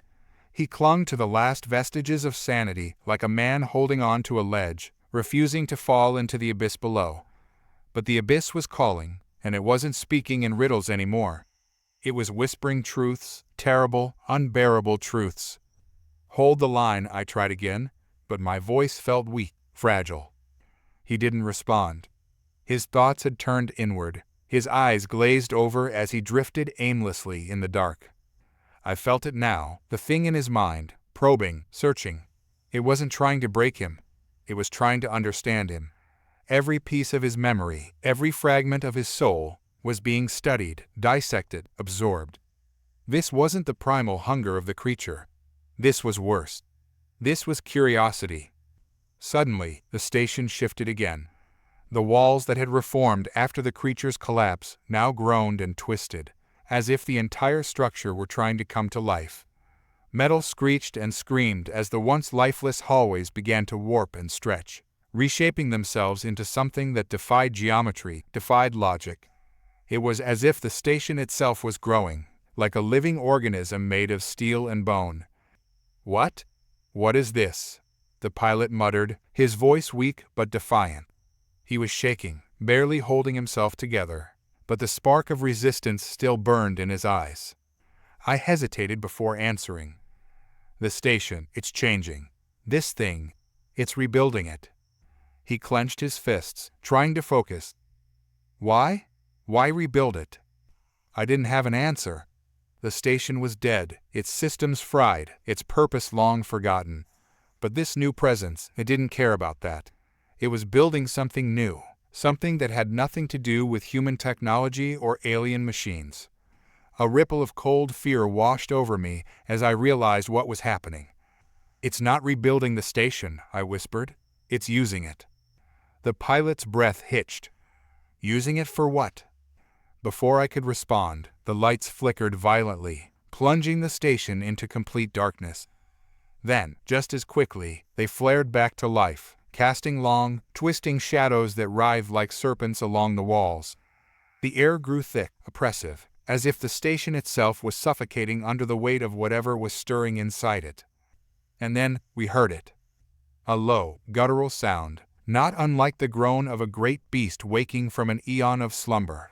It vibrated through the walls, through the air, through the very fabric of reality. It wasn't a voice, but it was something close. Something that wanted to speak, but didn't need to.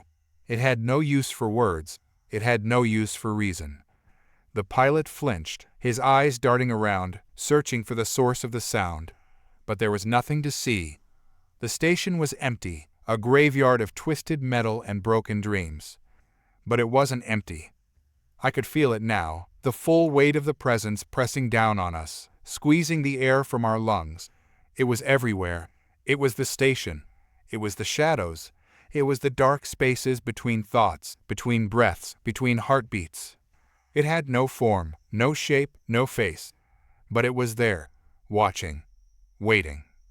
I reached out again, trying to touch the pilot's mind to steady him, but I was met with resistance. His thoughts had gone quiet, too quiet. He was withdrawing, pulling back, trying to shut himself off from the overwhelming terror that was clawing at his psyche. "You have to focus," I urged him, my voice trembling with fear. "You can't let it in." His eyes flickered with recognition, but there was a hollowness in them now, a deep, gnawing emptiness that hadn't been there before. I'm not sure I can," he whispered, his voice barely audible. "You have to," I thought, but I couldn't say it, because deep down I wasn't sure either. And then the station moved. Not just a tremor, not just a shift. It moved. The walls bent and twisted, the floor rippling like water as the entire structure seemed to come alive. The metal groaned and screamed, and for a brief, terrifying moment, I thought the station was going to collapse in on itself, crushing us under the weight of its own madness. But it didn't. Instead, it expanded. The walls stretched outward, the corridors lengthened, the ceilings rose higher and higher until the station was no longer recognizable. It was no longer a human creation. It was something else, something alien. The geometry was all wrong, the angles impossible, the dimensions shifting and warping like a nightmare that refused to obey the laws of physics. And at the center of it all, standing in the heart of the station, was the pilot. He stood motionless, his eyes wide, his face pale. He wasn't fighting anymore. He wasn't even trying to resist. He was just staring. Because in front of him, in the middle of the twisted, shifting space, something was growing. It started as a tiny speck of darkness, barely visible in the flickering light. But it grew quickly, expanding outward in all directions, consuming the air, the walls, the floor. It wasn't a creature, not like the one we had fought before. It wasn't even alive, not in the way we understood life. But it was thinking. I could feel it, like a black hole of consciousness, a void of thought and will that was drawing everything into itself. It was cold, emotionless, calculating. It wasn't hungry like the creature had been. It didn't want anything. It just was. A presence, an intelligence, older than the stars, older than time. And it was growing. The pilot took a step back, his body trembling. "What? What is that?" I didn't know. I didn't want to know. But we were out of time. "We have to leave," I whispered, my voice shaking. "Now." But the pilot didn't move. He couldn't move. He was rooted to the spot, his eyes locked on the growing darkness, his mind unraveling piece by piece. And then the whispering started again. This time it was louder, more insistent. It wasn't speaking in words, but it was speaking. It was pushing into our minds, filling every corner of our thoughts with its presence. It was like standing at the edge of a vast, black ocean, with the waves crashing over you, pulling you under, dragging you down into the depths. The pilot's breath hitched, his hands shaking. He was breaking, falling apart under the weight of it. And then I felt it too. A cold, creeping sensation, like fingers wrapping around my mind, squeezing tighter and tighter until I couldn't think, couldn't breathe, couldn't feel. The presence was inside me now, probing, searching, pulling at the threads of my consciousness, unraveling me piece by piece. It wasn't trying to break me. It was learning me. It was studying every thought, every memory, every emotion. And it was laughing. Not a sound, not a voice, but a feeling, a cold, mocking sensation that rippled through my mind like a wave of ice. It was playing with us. We were nothing to it. Dust. Shadows. But there was something more, something deeper. It wanted something. The pilot suddenly gasped, his eyes widening as the realization hit him. "It's not going to kill us," he whispered, his voice trembling. "It's going to use us." And in that moment, I knew he was right. This wasn't about survival anymore. This wasn't about escaping. This was about becoming part of something bigger, something older, something impossible. We weren't just fighting for our lives. We were fighting for our souls. And as the darkness closed in around us, as the station twisted and warped into something unrecognizable, I realized that we might already be too late. Because in the heart of the whispering dark, there were no rules. There was only the abyss. And it was hungry. The station, no, the thing, was alive now, or perhaps had always been, hiding its awareness beneath dead steel and cold circuits. Now it was awake, flexing its new form in ways we couldn't comprehend. It wasn't merely changing the station. It was becoming something else, something alien, ancient, and terribly conscious. And at the center of this growing entity, the pilot stood motionless, like a moth caught in the pull of a black hole. I was still inside his mind, tethered to him through some telepathic connection that I no longer understood. His thoughts spiraled inward, disappearing into a vortex of terror and confusion. His resistance had crumbled. What remained was the echo of his will, a faint flicker of humanity struggling against the inevitable.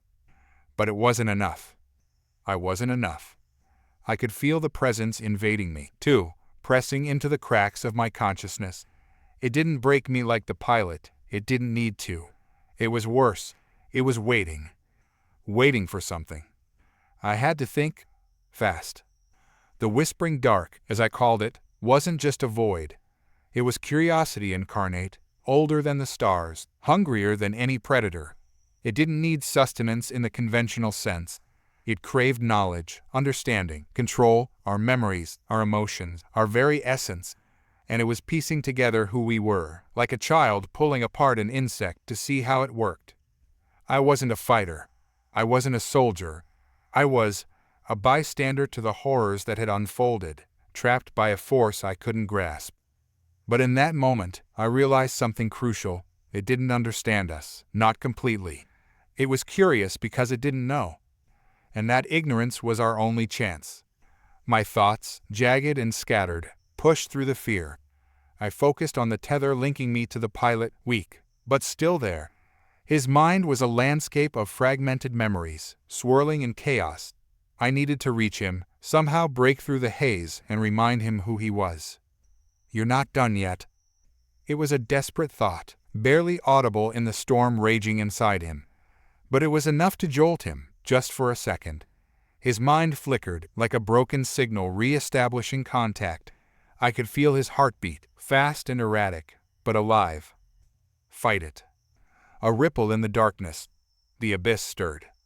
The station around us groaned again, its form shifting in ways that defied reason. What had once been cold steel corridors were now long, pulsing arteries, alive with an unseen current. The geometry was maddening, impossible. Up and down no longer existed. Every surface was wrong, every angle a violation of natural law. This thing, it wasn't just alive, it was intelligent. I could hear the pilot's breathing over the mental link, shallow and uneven. He was trying to focus, trying to claw his way out of the mental quicksand. But the presence was overwhelming, crushing him from all sides. "We're not leaving without a fight," I projected into his mind, more forcefully this time. His thoughts shifted slightly, an acknowledgement of the words, but the fear still had him in its grip. Then I felt something else.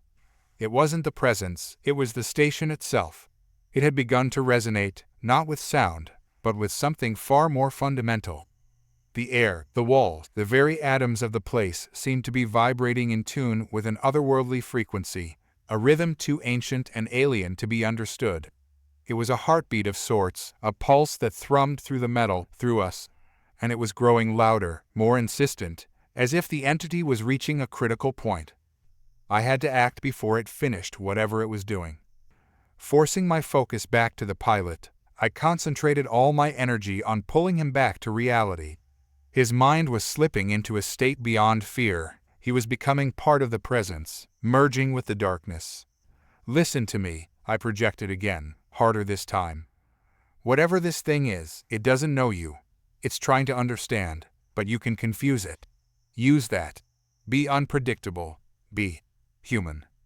His thoughts flickered, like static on a dying screen. I could feel a spark of resistance, weak but alive. "How?" came his fractured reply. It was more a thought than a word, barely formed, but it was there. "Don't let it in. Don't let it define you." My thoughts were racing now. "It thinks it knows everything, but it doesn't know chaos. It doesn't know what it means to be incomplete. to feel fear, to make mistakes. That's its weakness. It was a gamble, one born out of desperation. But I had no other option. The entity's power was beyond anything we had encountered. It could reshape reality itself. But maybe, just maybe, it couldn't comprehend something as simple as chaos. Suddenly, the station's pulse intensified. The walls warped, stretched, then snapped back into place, faster and more violently this time.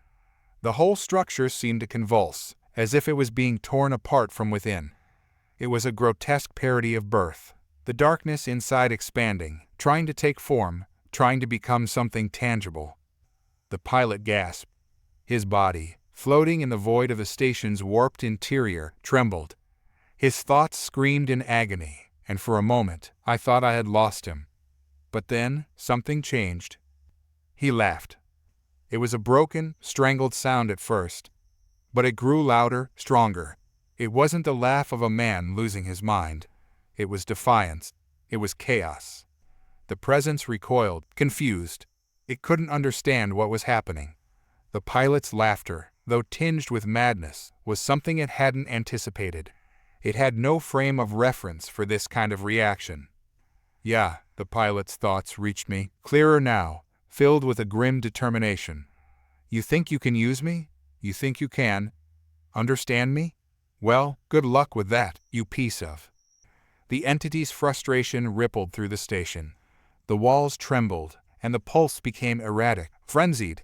It was losing control, and it knew it. Keep going, I urged the pilot. Don't stop. Confuse it. Distract it. He complied, latching onto the one thing the entity couldn't predict, his humanity. His thoughts became a chaotic swirl of memories, emotions, nonsensical images, flashes of his childhood, random faces, fragments of conversations that made no sense. The presence couldn't keep up. It was like trying to catch smoke with your hands. Every time it tried to pin down a thought, a memory, the pilot threw something else at it, something wild and incoherent. And then, I realized it wasn't just confusion. It was resistance. The entity wasn't all-powerful. It wasn't omniscient. It was powerful, yes, but it wasn't invincible. It was learning, adapting, but it wasn't fast enough. The pilot's mind, fractured and chaotic as it was overwhelming the entity's ability to process. The station shuddered again, harder this time. The walls buckled, and a high-pitched whine filled the air. The lights flickered, casting the twisted, shifting corridors in a sickly, pulsating glow. I could feel the presence retreating, pulling back, but not in defeat. It wasn't finished yet. We need to leave. Now, I projected to the pilot. He didn't argue. His mind, though still fragmented, had stabilized enough to understand the urgency. We couldn't destroy this thing, not yet. But we could escape, and maybe, just maybe, live to fight another day. The corridors were warping again, but this time in reverse. The impossible angles, the maddening geometry, it was unraveling, as if the station was trying to return to its original form. But it wasn't fast enough. The presence was still there, still watching, still learning. I could feel its hunger. It wasn't going to let us go easily. We moved, floating through the collapsing maze of the station, the pilot's breathing heavy in my mind. Every step felt like we were being pulled back, as if the darkness was trying to drag us into its depths. But we kept moving. Then, the presence spoke. It wasn't words, not exactly. It was more like a pressure, a weight that settled on my mind, crushing down with the force of 1,000 suns. It was a question. A single, terrible question that echoed through every corner of my thoughts. Why fight? I didn't answer. I couldn't. The weight of the question was too much, too overwhelming. But the pilot, he responded. Because, he thought, his mind clearer now, sharper. That's what we do. The presence recoiled again, confused, angry. The station trembled, and for a brief moment, I thought it was going to collapse entirely. But then, the pressure lifted. The presence was retreating, pulling back, disappearing into the void. We reached the airlock, the exit now visible through the flickering lights. Freedom was within reach. The darkness surged forward, a living thing, wrapping itself around us like a shroud. The pilot's breath quickened, a heartbeat hammering in the vacuum of space. It was a paradox, silent yet deafening. I could feel his pulse resonating with a deep, primal fear, and I couldn't shake the feeling that whatever was manifesting in the heart of the station was attuned to it, feeding on our terror like a predator stalking its prey. "We have to fight it," the pilot gasped, finally breaking free from the hypnotic grip of the void. But what did that even mean? How do you battle an entity older than the stars, one that existed in the realms of thought and shadow? My instincts screamed to flee, to escape this nightmare of sentient darkness before it consumed us whole. "We can't fight what we can't understand," I shot back, fear lending an edge to my voice. "We need to outthink it." As I spoke, I could feel it tightening its grip on my mind. It was probing, searching for weaknesses, like a surgeon with a scalpel, ready to cut away the extraneous tissue. It wanted to dissect us, to understand the fabric of our souls. A thought flickered through my mind, a desperate gamble. "Pilot, focus on your memories, the things that make you, you. We can use our humanity against it." He hesitated, confusion washing over his features, but then a flicker of realization ignited in his eyes. He closed them tightly, breathing deeply as if to summon strength from within. Okay, I'll try." For a moment, the station held its breath. The twisting shadows seemed to pull back, if only slightly, sensing our shift in focus. I could almost feel its frustration simmering beneath the surface. It didn't want us to find our ground. It craved our despair. The pilot's mind flooded with images, the warmth of a sun setting over a green field, the sound of laughter from a child, the feel of grass between his fingers. The memories flowed like a river, each one a dam against the encroaching dark. As he grasped each fragment of his past, I too leaned into my own memories, summoning the strength of every moment that had defined my existence. "Remember why you fight," I urged him, my voice now steady. "Why humanity exists in this vast, cold universe. We are resilient. We adapt. We—" The darkness recoiled, a shiver of uncertainty rippling through the air. It was a moment of weakness, and I could feel the tide turning in our favor. We were no longer mere vessels of fear. We were conscious beings wielding the power of our pasts. But the presence wasn't finished. It surged back, now more aggressive, like a ravenous beast denied its meal. It throbbed against our minds, a cacophony of whispers rising to a fever pitch. "You are nothing. You will be consumed. You will be—" The voice wasn't just in our heads. It resonated within the very walls of the station, the metal groaning under the weight of the whispers, turning the structure into an echo chamber of despair. "I can't hold it," the pilot gasped, his brow slick with sweat.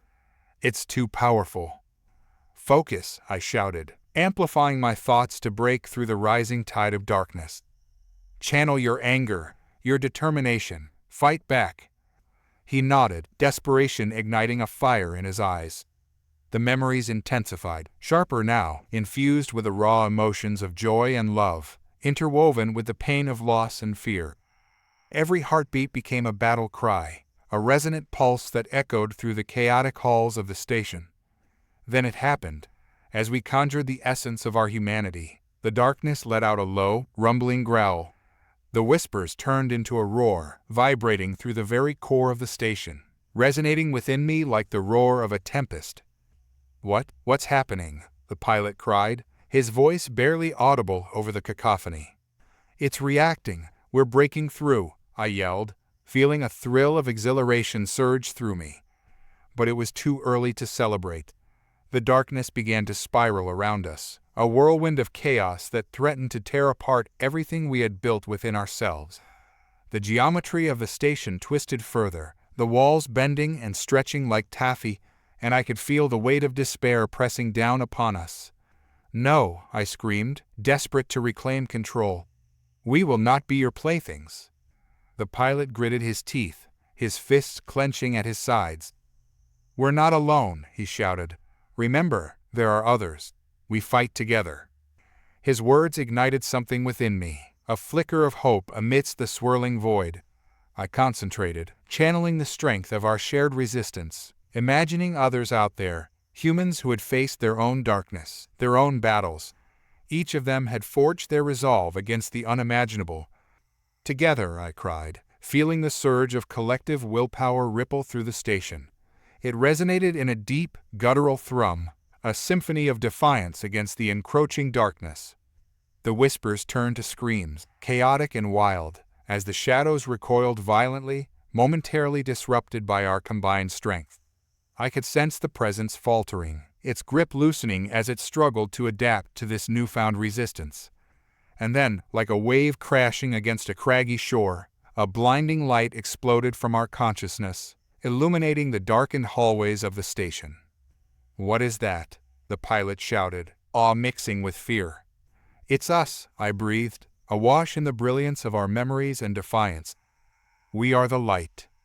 The shadows writhed in agony, their form bending and twisting against the brilliant surge of our unified strength. They howled in frustration, a sound so chilling that it reverberated through the very core of the station. The walls trembled, a feedback loop of chaos, as the darkness collided with the light we wielded. But in the eye of this storm, I glimpsed something more. Within the chaos, I could sense a flicker, a core of intelligence. This entity was not merely a mindless void. It was a consciousness, a being of ancient origin that had seen countless civilizations rise and fall. It was learning, adapting, and while we pushed against it, it was pushing back, seeking to unravel the very essence of who we were. "It's not enough," I gasped, fear creeping back into my voice. "We need to anchor ourselves to something greater than just memories." "But what?" the pilot stammered, the light beginning to flicker as the shadows surged back with newfound ferocity. "Hope," I exclaimed, my heart racing. "We have to draw on the hope that humanity has clung to throughout its history, the belief that we can overcome." And then it struck me, our existence was built on the bonds we formed, the connections that transcended the individual. We were a species defined by our ability to stand together in the face of insurmountable odds. "We are humanity," I roared, my voice echoing through the twisted hallways. "We are the dreamers, the fighters, the builders. We cannot be broken."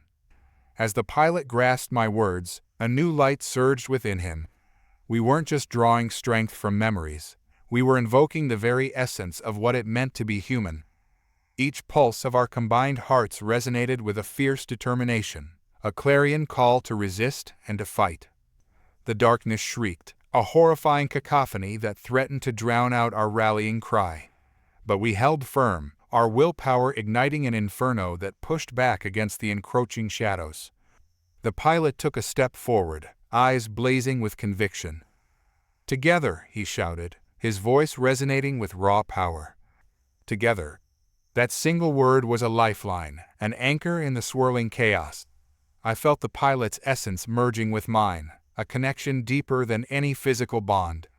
We were more than mere individuals. We were part of a greater tapestry, a web of humanity that stretched across time and space. As we roared our defiance, the darkness began to dissipate. The cold fingers that had wrapped around our minds started to recede, shriveling under the intensity of our collective spirit. But it was not finished yet. With one final surge, the void lunged forward, attempting to consume us, to snuff out the light we had ignited.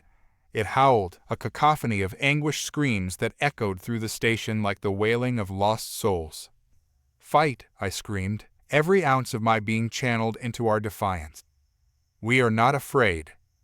And as if responding to our rallying cry, a burst of light erupted from the depths of the station, illuminating every corner of the twisted geometry.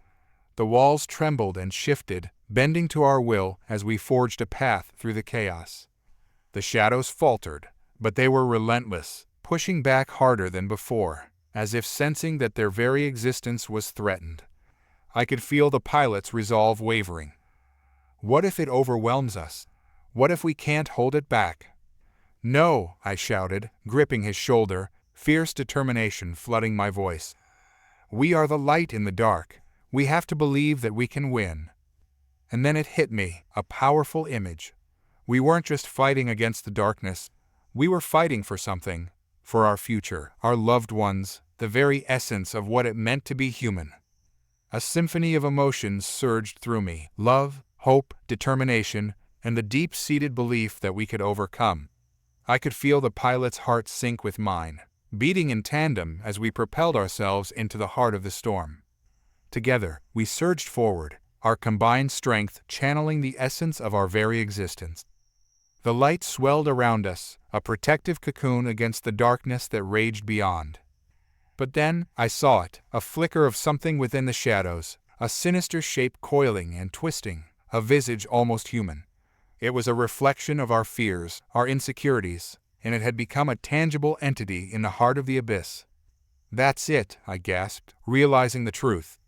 "It's feeding on our despair. It thrives on the fear of what we could lose."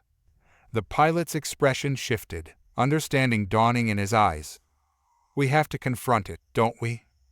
"Yes," I shouted, my voice a rallying cry. "We have to face it, to show it that we are unbroken."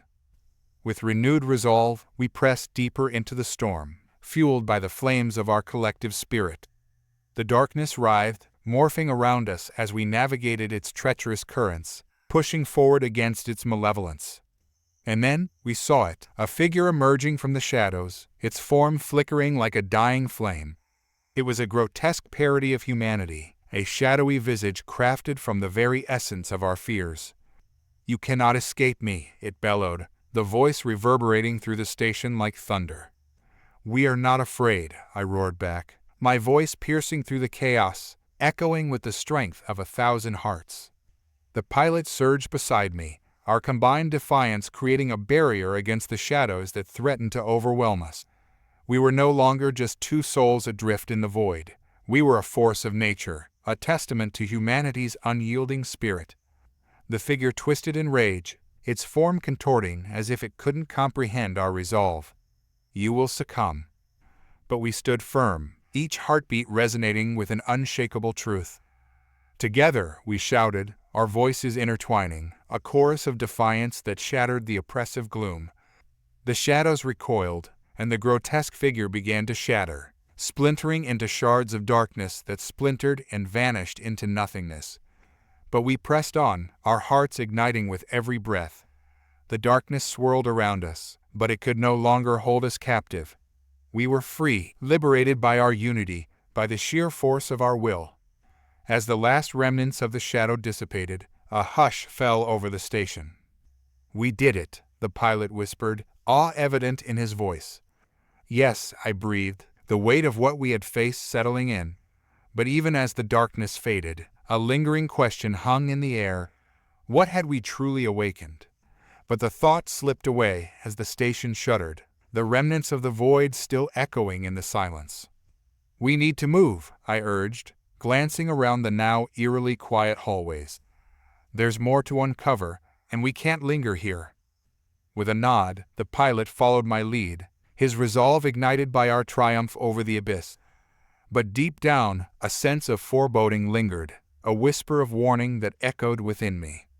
As we pressed further into the winding corridors of the station, an eerie silence hung in the air, thick with the remnants of the darkness we had just vanquished. The metallic walls gleamed dimly under the flickering overhead lights, shadows pooling in the corners like forgotten memories. The tension between us crackled like static, a shared understanding that our battle was far from over. "Where do you think it came from?" the pilot asked, his voice barely a whisper, as if speaking too loudly might awaken whatever malevolence lurked in the shadows. I shook my head, the gravity of the situation settling heavily on my shoulders.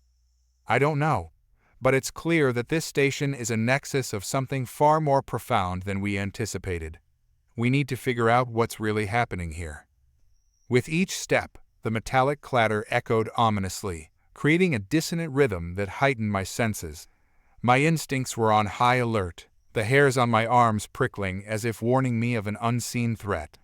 It was a feeling I had learned to trust, one that had kept me alive during my years of navigating the treacherous underbelly of the galaxy.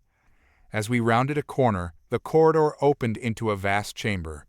The sight took my breath away, a grand atrium filled with massive machinery, pulsating with energy and illuminated by bioluminescent orbs floating effortlessly above us. The room was a hive of activity, gears and pipes intertwining like serpents, with holographic interfaces flickering to life in response to our presence. "What is this place?" the pilot breathed, his eyes wide with awe. "I think it's the heart of the station," I replied, stepping closer to the nearest console. "It looks like some kind of central command hub." I reached out, my fingers brushing the holographic interface. Symbols danced before me, their meanings lost in an alien language that I couldn't decipher. But as I examined the console, a surge of intuition washed over me. There was something familiar about it, something that tugged at the edges of my memory. Suddenly, the console flickered to life, and a series of images filled the air, a holographic display of vast star systems, interspersed with clusters of data that streamed across the interface like a cascading waterfall. My heart raced as I recognized some of the star maps. These were places I had traveled to, systems I had navigated in my past.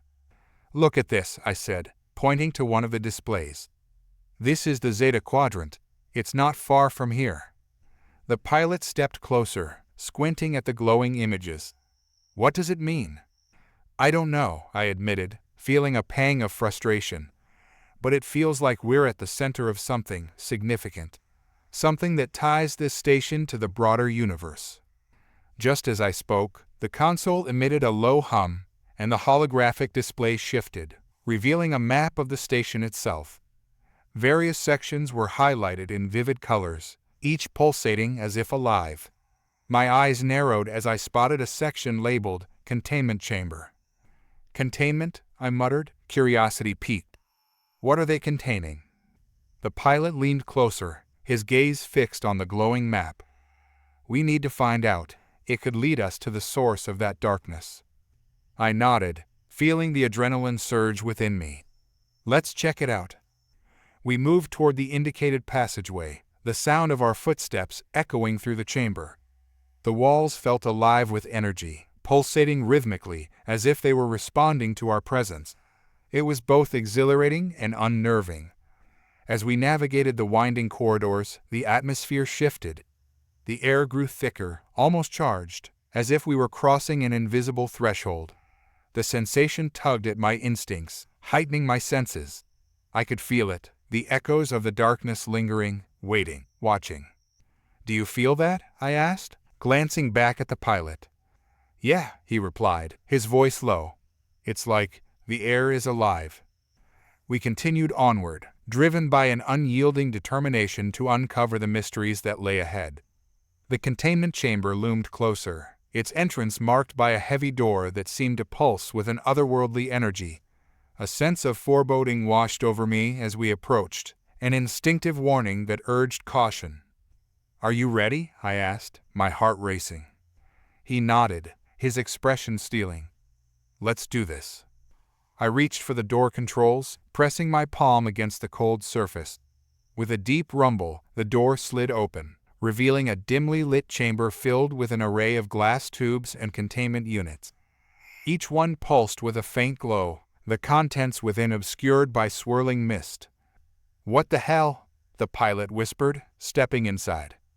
The room felt charged with energy, the air thick with anticipation. I moved deeper into the chamber, drawn toward one of the glass tubes. As I approached, I caught a glimpse of the figure suspended inside, a humanoid shape encased in shimmering energy. "What is that?" the pilot asked, his voice a mix of awe and dread. "I don't know," I replied, my heart pounding in my chest. "But we need to find out."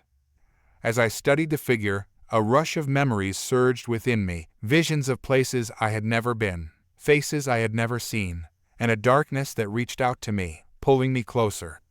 It was disorienting, a dizzying mix of sensations that blurred the line between reality and illusion. "Larissa!" The pilot's voice broke through my reverie, pulling me back to the present. "What?"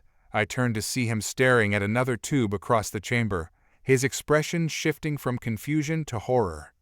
"Look!" he shouted, his voice echoing off the walls. I turned just in time to see a dark figure emerging from the depths of the tube, a wraith-like silhouette that shimmered in the dim light. It loomed before us, eyes glowing with an eerie, otherworldly light, and a sense of dread washed over me. "What the hell is that?" I breathed, my instincts screaming at me to flee. The figure stepped forward, the mist swirling around it like a living entity. "You should not be here," it intoned, its voice a chilling whisper that resonated deep within my soul. "You have awakened forces that should remain undisturbed." "Who are you?" I demanded, my voice steady despite the fear clawing at my insides. "What is this place?" "I am a guardian," it replied, its form shifting as if composed of shadows and light. "This station contains secrets that extend far beyond your understanding. You must leave, or you will be consumed by the darkness you sought to escape." The pilot took a step back, his face pale. "We can't just leave. We need to understand what's happening here." The Guardian regarded us with a gaze that felt as ancient as the stars. "Knowledge comes at a price. The darkness you faced is a fragment of a greater evil, one that feeds on fear and despair. It was contained here for a reason. You must turn back before it awakens again." My mind raced. I could feel the weight of its words, the truth behind the warnings. But something in me rebelled against the idea of retreating without answers. "We can't turn back," I said, defiance rising within me. "We need to know how to stop it." The Guardian's form flickered, a hint of frustration glimmering in its eyes. "You do not comprehend the dangers that lie ahead. The darkness seeks to break free, and if it does, it will consume all in its path." "Then help us," I implored, my voice rising with urgency. "We're not afraid. We fought it before, and we can do it again. But we need to know what we're up against." The Guardian hesitated, the energy in the room shifting as if the very fabric of reality was being tested. "Your resolve is commendable," it said finally, "but understanding the truth means facing the abyss itself. Are you prepared for what lies beyond?" A chill ran down my spine. "We'll face whatever it takes," I declared, my voice unwavering. "We won't back down." With a resigned sigh, the Guardian nodded. "Very well. But know this, the path you tread will change you. You will confront not only the darkness that exists outside, but also the shadows that dwell within your own souls." Before I could respond, the Guardian raised its hands, and the chamber filled with blinding light. I shielded my eyes, feeling the energy surge around me, pulsing with an intensity that made my heart race.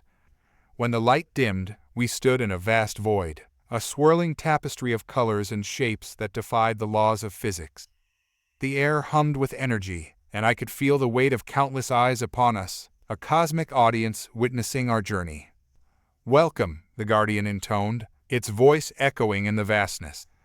"You are now at the threshold of understanding. What you seek lies within this realm of possibilities. The darkness is a reflection of your own fears. Face it, and you may find the strength to overcome." As the words settled in my mind, the void around us began to shift, revealing visions of distant worlds and shattered landscapes, each one steeped in darkness. I felt a pull, an urge to explore, but something held me back, a flicker of doubt. "Larissa, we need to focus," the pilot shouted, grasping my arm. "We can't get lost in this." I nodded, trying to ground myself amidst the swirling chaos. "You're right. We need to find the source of the darkness. We can't let it spread." The Guardian gestured with a hand, and a pathway of shimmering light appeared before us, leading deeper into the abyss. "Follow this path, but beware, what you find may change you irrevocably." We exchanged a glance, a silent agreement forged in our shared determination. With resolute steps, we moved forward, the light guiding us through the void. The surroundings shifted, the colors swirling around us like living entities, whispering secrets that tugged at the edges of my consciousness. I felt the weight of countless lives, their struggles echoing through the ether, and a sense of profound connection enveloped me. But amidst the beauty, darkness lurked, an insidious presence that wrapped around our hearts, threatening to extinguish the light we carried within. I gritted my teeth, forcing myself to focus on the path ahead. As we walked, fragmented memories flashed before us, moments of joy, sorrow, and despair, all intertwined in a tapestry of existence. I could see the faces of loved ones, the laughter of friends, and the shadows of loss that haunted my past. This is overwhelming," the pilot murmured, his voice barely audible. I nodded, feeling the weight of emotions pressing down on us. We can't let it distract us. We have to keep moving. The path narrowed, the light dimming as we ventured deeper into the abyss. I felt the pull of darkness growing stronger, an insatiable hunger that sought to consume us whole. "Larissa," the pilot said, his tone filled with urgency. "Do you hear that?" I strained my ears, and the faint echoes of whispers reached us, a cacophony of voices swirling in the air. They were filled with anguish and despair, echoing our deepest fears. It's like they're calling out," I said, feeling a chill crawl up my spine. "They're trapped in the darkness." I hesitated, the weight of the decision pressing on my heart. But at what cost? We can't let ourselves be consumed by their pain. "Together," he urged, his gaze steady. "We can face it. We have to try." With a heavy heart, I nodded. "All right, but we need to be careful." We pressed onward, the whispers growing louder, wrapping around us like tendrils of shadow. As we moved deeper, the swirling colors shifted, revealing glimpses of figures trapped in the void, lost souls searching for solace, their eyes filled with desperation. "Please, help us," one voice pleaded, echoing through the darkness. I felt a surge of empathy, a deep-rooted desire to reach out and pull them from their suffering. "We can't just leave them," I said, the urgency mounting within me. "We have to stay focused," the pilot insisted, but I could see the conflict in his eyes. "Together," I reiterated, my voice firm. "If we face this darkness, we can help them." We stepped closer to the first figure, a young woman trapped in a shimmering cage of shadows. Her eyes widened as we approached, hope flickering in their depths. "You can see me?" she gasped, her voice trembling with emotion. "Please, I'm lost. I don't know how to escape." "We're here to help," I promised, feeling the weight of her pain resonate within me. "Tell us how we can free you." She shook her head, despair washing over her. "The darkness holds me captive. It feeds on my fears, my regrets. I can't break free." I exchanged a glance with the pilot, determination surging within me. "We'll face it together. Your fears are not your own. They belong to the darkness. We'll show you how to reclaim your strength." With a deep breath, I reached out, my hand hovering just above the surface of the shadowy cage. "You must confront it. Acknowledge your pain, but do not let it define you." "I can't. I'm too afraid," she whispered, tears streaming down her cheeks. "Fear is a part of us all," I said, my voice steady. "But it doesn't have to control you. You are stronger than you realize." The shadows around her flickered, the darkness writhing in response to my words. I could feel its presence lurking, feeding on her despair, but I refused to let it win. "Focus on the light within you," I urged, feeling the warmth of hope radiating from my heart. "Let it guide you." As I spoke, the colors around us shifted, a golden light blossoming within the young woman's chest. I could see the darkness recoiling, struggling against the light that sought to break free. I can feel it," she gasped, her eyes widening with realization. "I'm not afraid anymore." With a surge of energy, she reached out, and the shadows began to shatter around her, splintering into fragments that evaporated into nothingness. "Thank you," she cried, her voice filled with gratitude. "I'm free." With a radiant smile, she vanished into the light, leaving behind a trail of shimmering particles that danced like fireflies in the void. The pilot and I exchanged glances, our hearts racing. "It worked," he said, a mix of disbelief and exhilaration in his voice. But there was no time to linger. The whispers intensified, a cacophony of voices rising in a frenzy. "Help us! Don't leave us!" We moved on, each figure we encountered pulling us deeper into their despair. We fought through the darkness, guiding them toward the light, each victory igniting a fire of hope that pushed back against the encroaching shadows. But as we ventured further, a sense of foreboding gnawed at me. Each soul we freed was a testament to our resolve, but I could feel the darkness gathering strength, preparing to unleash its fury upon us. And then we stumbled upon the source, a massive entity lurking in the depths of the void, a swirling mass of shadows and despair that pulsed with an insatiable hunger. It was the embodiment of our fears, a grotesque figure that loomed over us like a specter. "You dare defy me?" it intoned, its voice a haunting whisper that echoed through the darkness. "You cannot hope to defeat me. I am the fear that resides within you all." I felt the weight of its words, a crushing realization that threatened to break me. But deep within, a flicker of defiance ignited. "You're wrong," I shouted, my voice breaking through the chaos. "We will not be consumed by you." The entity recoiled, as if my words struck a chord. "You cannot comprehend the darkness that lies within." "We've faced it before," the pilot shouted, stepping forward, his voice resonating with conviction. "And we'll do it again, together."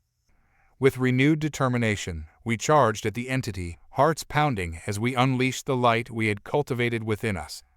The shadows writhed, twisting around us like tendrils, seeking to ensnare us in their grasp. But we pressed on, fueled by the strength of our shared experiences. Each victory we had achieved resonated through us, a symphony of hope that pushed back against the malevolence. "You will fall," the entity bellowed, its voice shaking the very fabric of the void. "No, we are not afraid," I roared back, my voice echoing with the strength of all those we had freed. "You are a reflection of our fears, and we choose to face you." With one final surge, we unleashed the light that blazed within us, a beacon of defiance that pierced through the darkness. The entity screamed, its form twisting and contorting as the shadows shattered around us, evaporating into the void. And then, silence. We stood in the vast emptiness, our breaths heavy with the weight of what we had just faced. The colors around us began to shift, returning to a serene calm as the echoes of despair faded into the distance. Did we win?" the pilot asked, disbelief etched on his features. "I think so," I replied, my heart racing. But even as I spoke, a lingering doubt crept in. The darkness may have been vanquished, but the scars it left behind would linger. As we turned to leave, the void shimmered around us, revealing a pathway that glowed with a soft, inviting light. "We should follow it," I suggested, my curiosity piqued. With a determined nod, we stepped forward, the light guiding us toward an unknown destination. Each step felt lighter, the burdens we had carried slowly dissipating into the ether. And then, we found ourselves back in the containment chamber, the Guardian waiting for us, its expression inscrutable.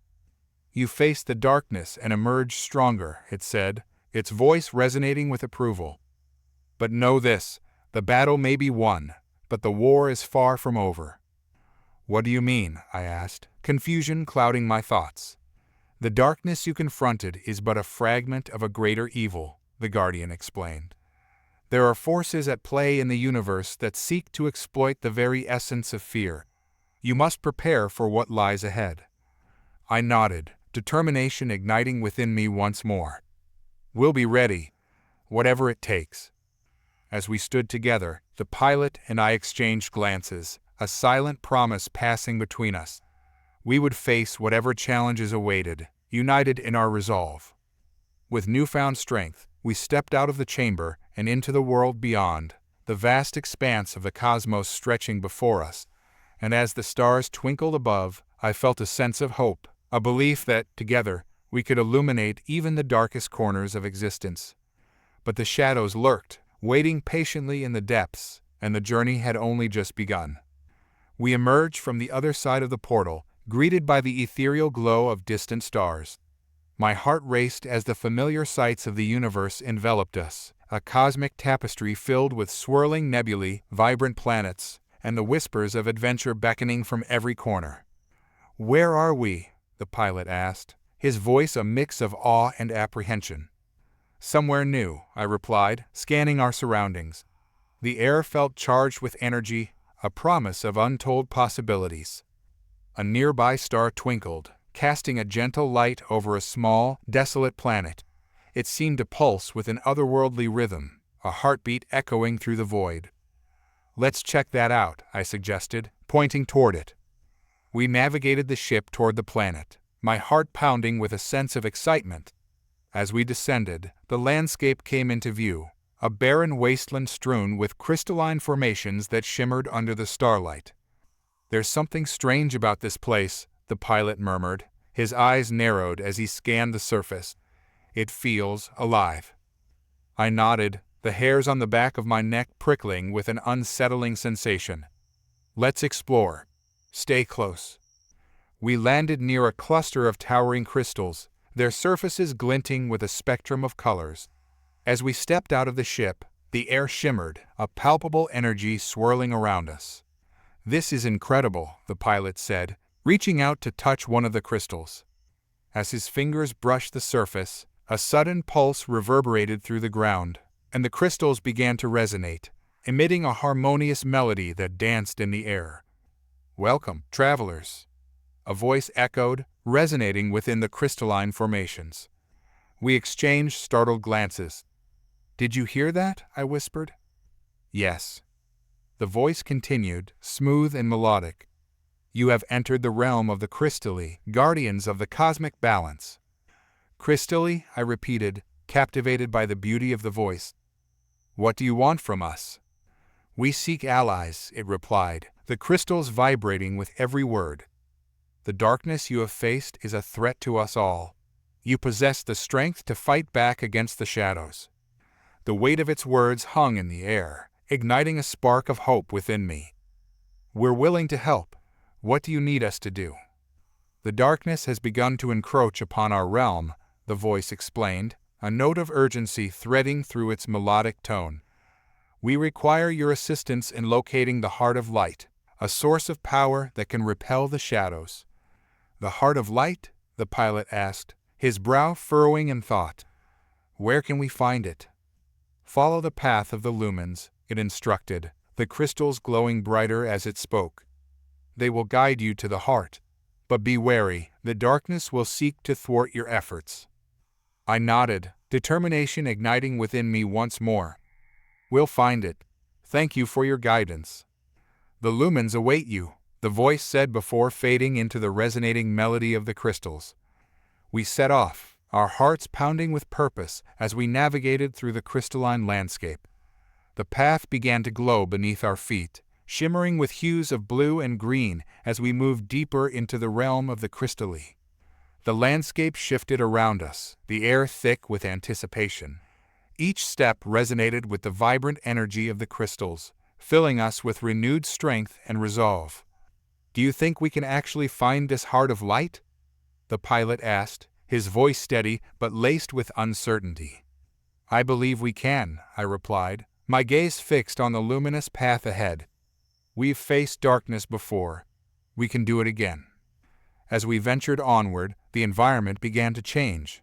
The once barren landscape transformed into a lush forest of crystalline trees, their branches shimmering like diamonds in the starlight. The air was filled with a melodic hum, a symphony of light that danced around us. "This place is incredible," the pilot marveled, reaching out to touch one of the crystalline leaves. But I sensed a shift in the atmosphere, a sudden chill that crawled along my spine. "Stay alert," I cautioned, my instincts sharpening. "The darkness is still out there." Suddenly, a shadow flickered at the edge of our vision, a dark tendril slithering between the trees. My heart raced, adrenaline flooding my veins. "Did you see that?" I shouted, pointing toward the movement. "Yes," the pilot replied, his eyes widening. "We need to hurry." We quickened our pace, navigating through the dazzling forest as the shadows closed in around us. The air crackled with tension, the harmonious melody shifting into a haunting dirge that echoed our rising fear. "They come," a voice whispered through the trees, sending a shiver down my spine. "You must hurry," the voice urged, resonating with urgency. "The Heart of Light lies beyond the veil of shadows. But beware, for the darkness seeks to claim it." "Let's go," I shouted, pushing forward with renewed determination. We pressed onward, weaving through the crystalline forest as the shadows thickened around us. The melody intensified, swirling into a crescendo that matched the pounding of our hearts. "You cannot escape," a voice echoed, the darkness coiling around us like a serpent. "You will fall into despair, just like the others." With a surge of defiance, I called out, "We are not afraid of you. We will face whatever comes our way." The shadows writhed in response, but I could feel the light within me burning brighter. We continued forward, the vibrant path guiding us deeper into the heart of the forest. And then, we arrived at the Veil of Shadows, a swirling mass of darkness that pulsated with an ominous energy, blocking our path. "This is it," the pilot said, his voice low and filled with apprehension. "We have to get through." "Together," I replied, my resolve hardening. "We can break through it." As we approached the veil, I felt the weight of the darkness pressing against us, a tangible force seeking to sap our strength. But I held on to the light, drawing on the hope we had cultivated during our journey. "You will not pass," the shadows hissed, writhing around us like a living entity. "We will," I shouted, channeling my energy into a brilliant surge of light that burst forth, illuminating the darkness. The shadows recoiled, and I felt the veil beginning to weaken, fracturing under the power of our resolve. "Now," I urged the pilot, and we surged forward together, pushing through the remaining darkness. With a blinding flash, we broke through the veil, tumbling into a vibrant landscape filled with radiant light. The heart of light lay before us, a massive crystalline structure that pulsed with energy, casting brilliant colors across the surroundings. "You have arrived." The voice of the crystally echoed around us, resonating with approval. I took a deep breath, awed by the beauty of the heart. "We made it," I breathed, feeling the warmth of hope enveloping us. But before we could approach, shadows surged forth from the edges of the realm, coiling around the heart like a serpent ready to strike. "No," I shouted, my heart racing. "We have to protect it." "You cannot stop the darkness," the entity roared, its voice a chilling reminder of the battle we had just fought. "It will consume you." We charged forward, determination igniting within us as we drew on the strength of the light surrounding the heart. "We won't let you take it," I yelled, feeling the energy flow through me. With a surge of power, we unleashed a wave of light that cascaded toward the shadows, pushing them back as they writhed in agony. "Together," I shouted, my voice resonating with conviction. The shadows twisted and contorted, struggling against the brilliance of our combined efforts. But we pressed on, the heart of light fueling our resolve. As we fought, I felt a shift within me, a connection to the heart, a profound understanding of the balance between light and darkness. The shadows writhed, seeking to engulf us, but the light surged stronger, illuminating the truth within us. "You cannot defeat me," the darkness screamed, its voice a cacophony of despair. "We can," the pilot replied, standing firm at my side. "You are a reflection of our fears, but we will not let you control us." With one final surge of energy, we released the full power of the heart, a blinding light that shattered the darkness, scattering it into the void. And then, silence. We stood amidst the shimmering remnants of the shadows, our hearts racing as we caught our breath. The heart pulsed with energy, a beacon of hope in the aftermath of the battle. "You have triumphed," the Cristelli's voice echoed through the clearing, filled with awe and gratitude.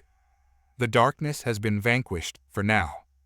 As we approached the heart, I felt its warmth enveloping us, filling the void within. "We did it," I murmured, a sense of fulfillment washing over me. "But your journey is not over," the voice continued, its tone shifting to one of wisdom. "New challenges await you in the vastness of the cosmos." I nodded, understanding the weight of its words. "We're ready," I declared, my resolve unshaken. With the heart of light at our side, we stood poised for whatever awaited us beyond the stars. The darkness may linger, but together we had forged a bond that would guide us through the unknown. And as we gazed into the infinite expanse of the universe, a sense of purpose filled our hearts. This was only the beginning of our extraordinary adventure.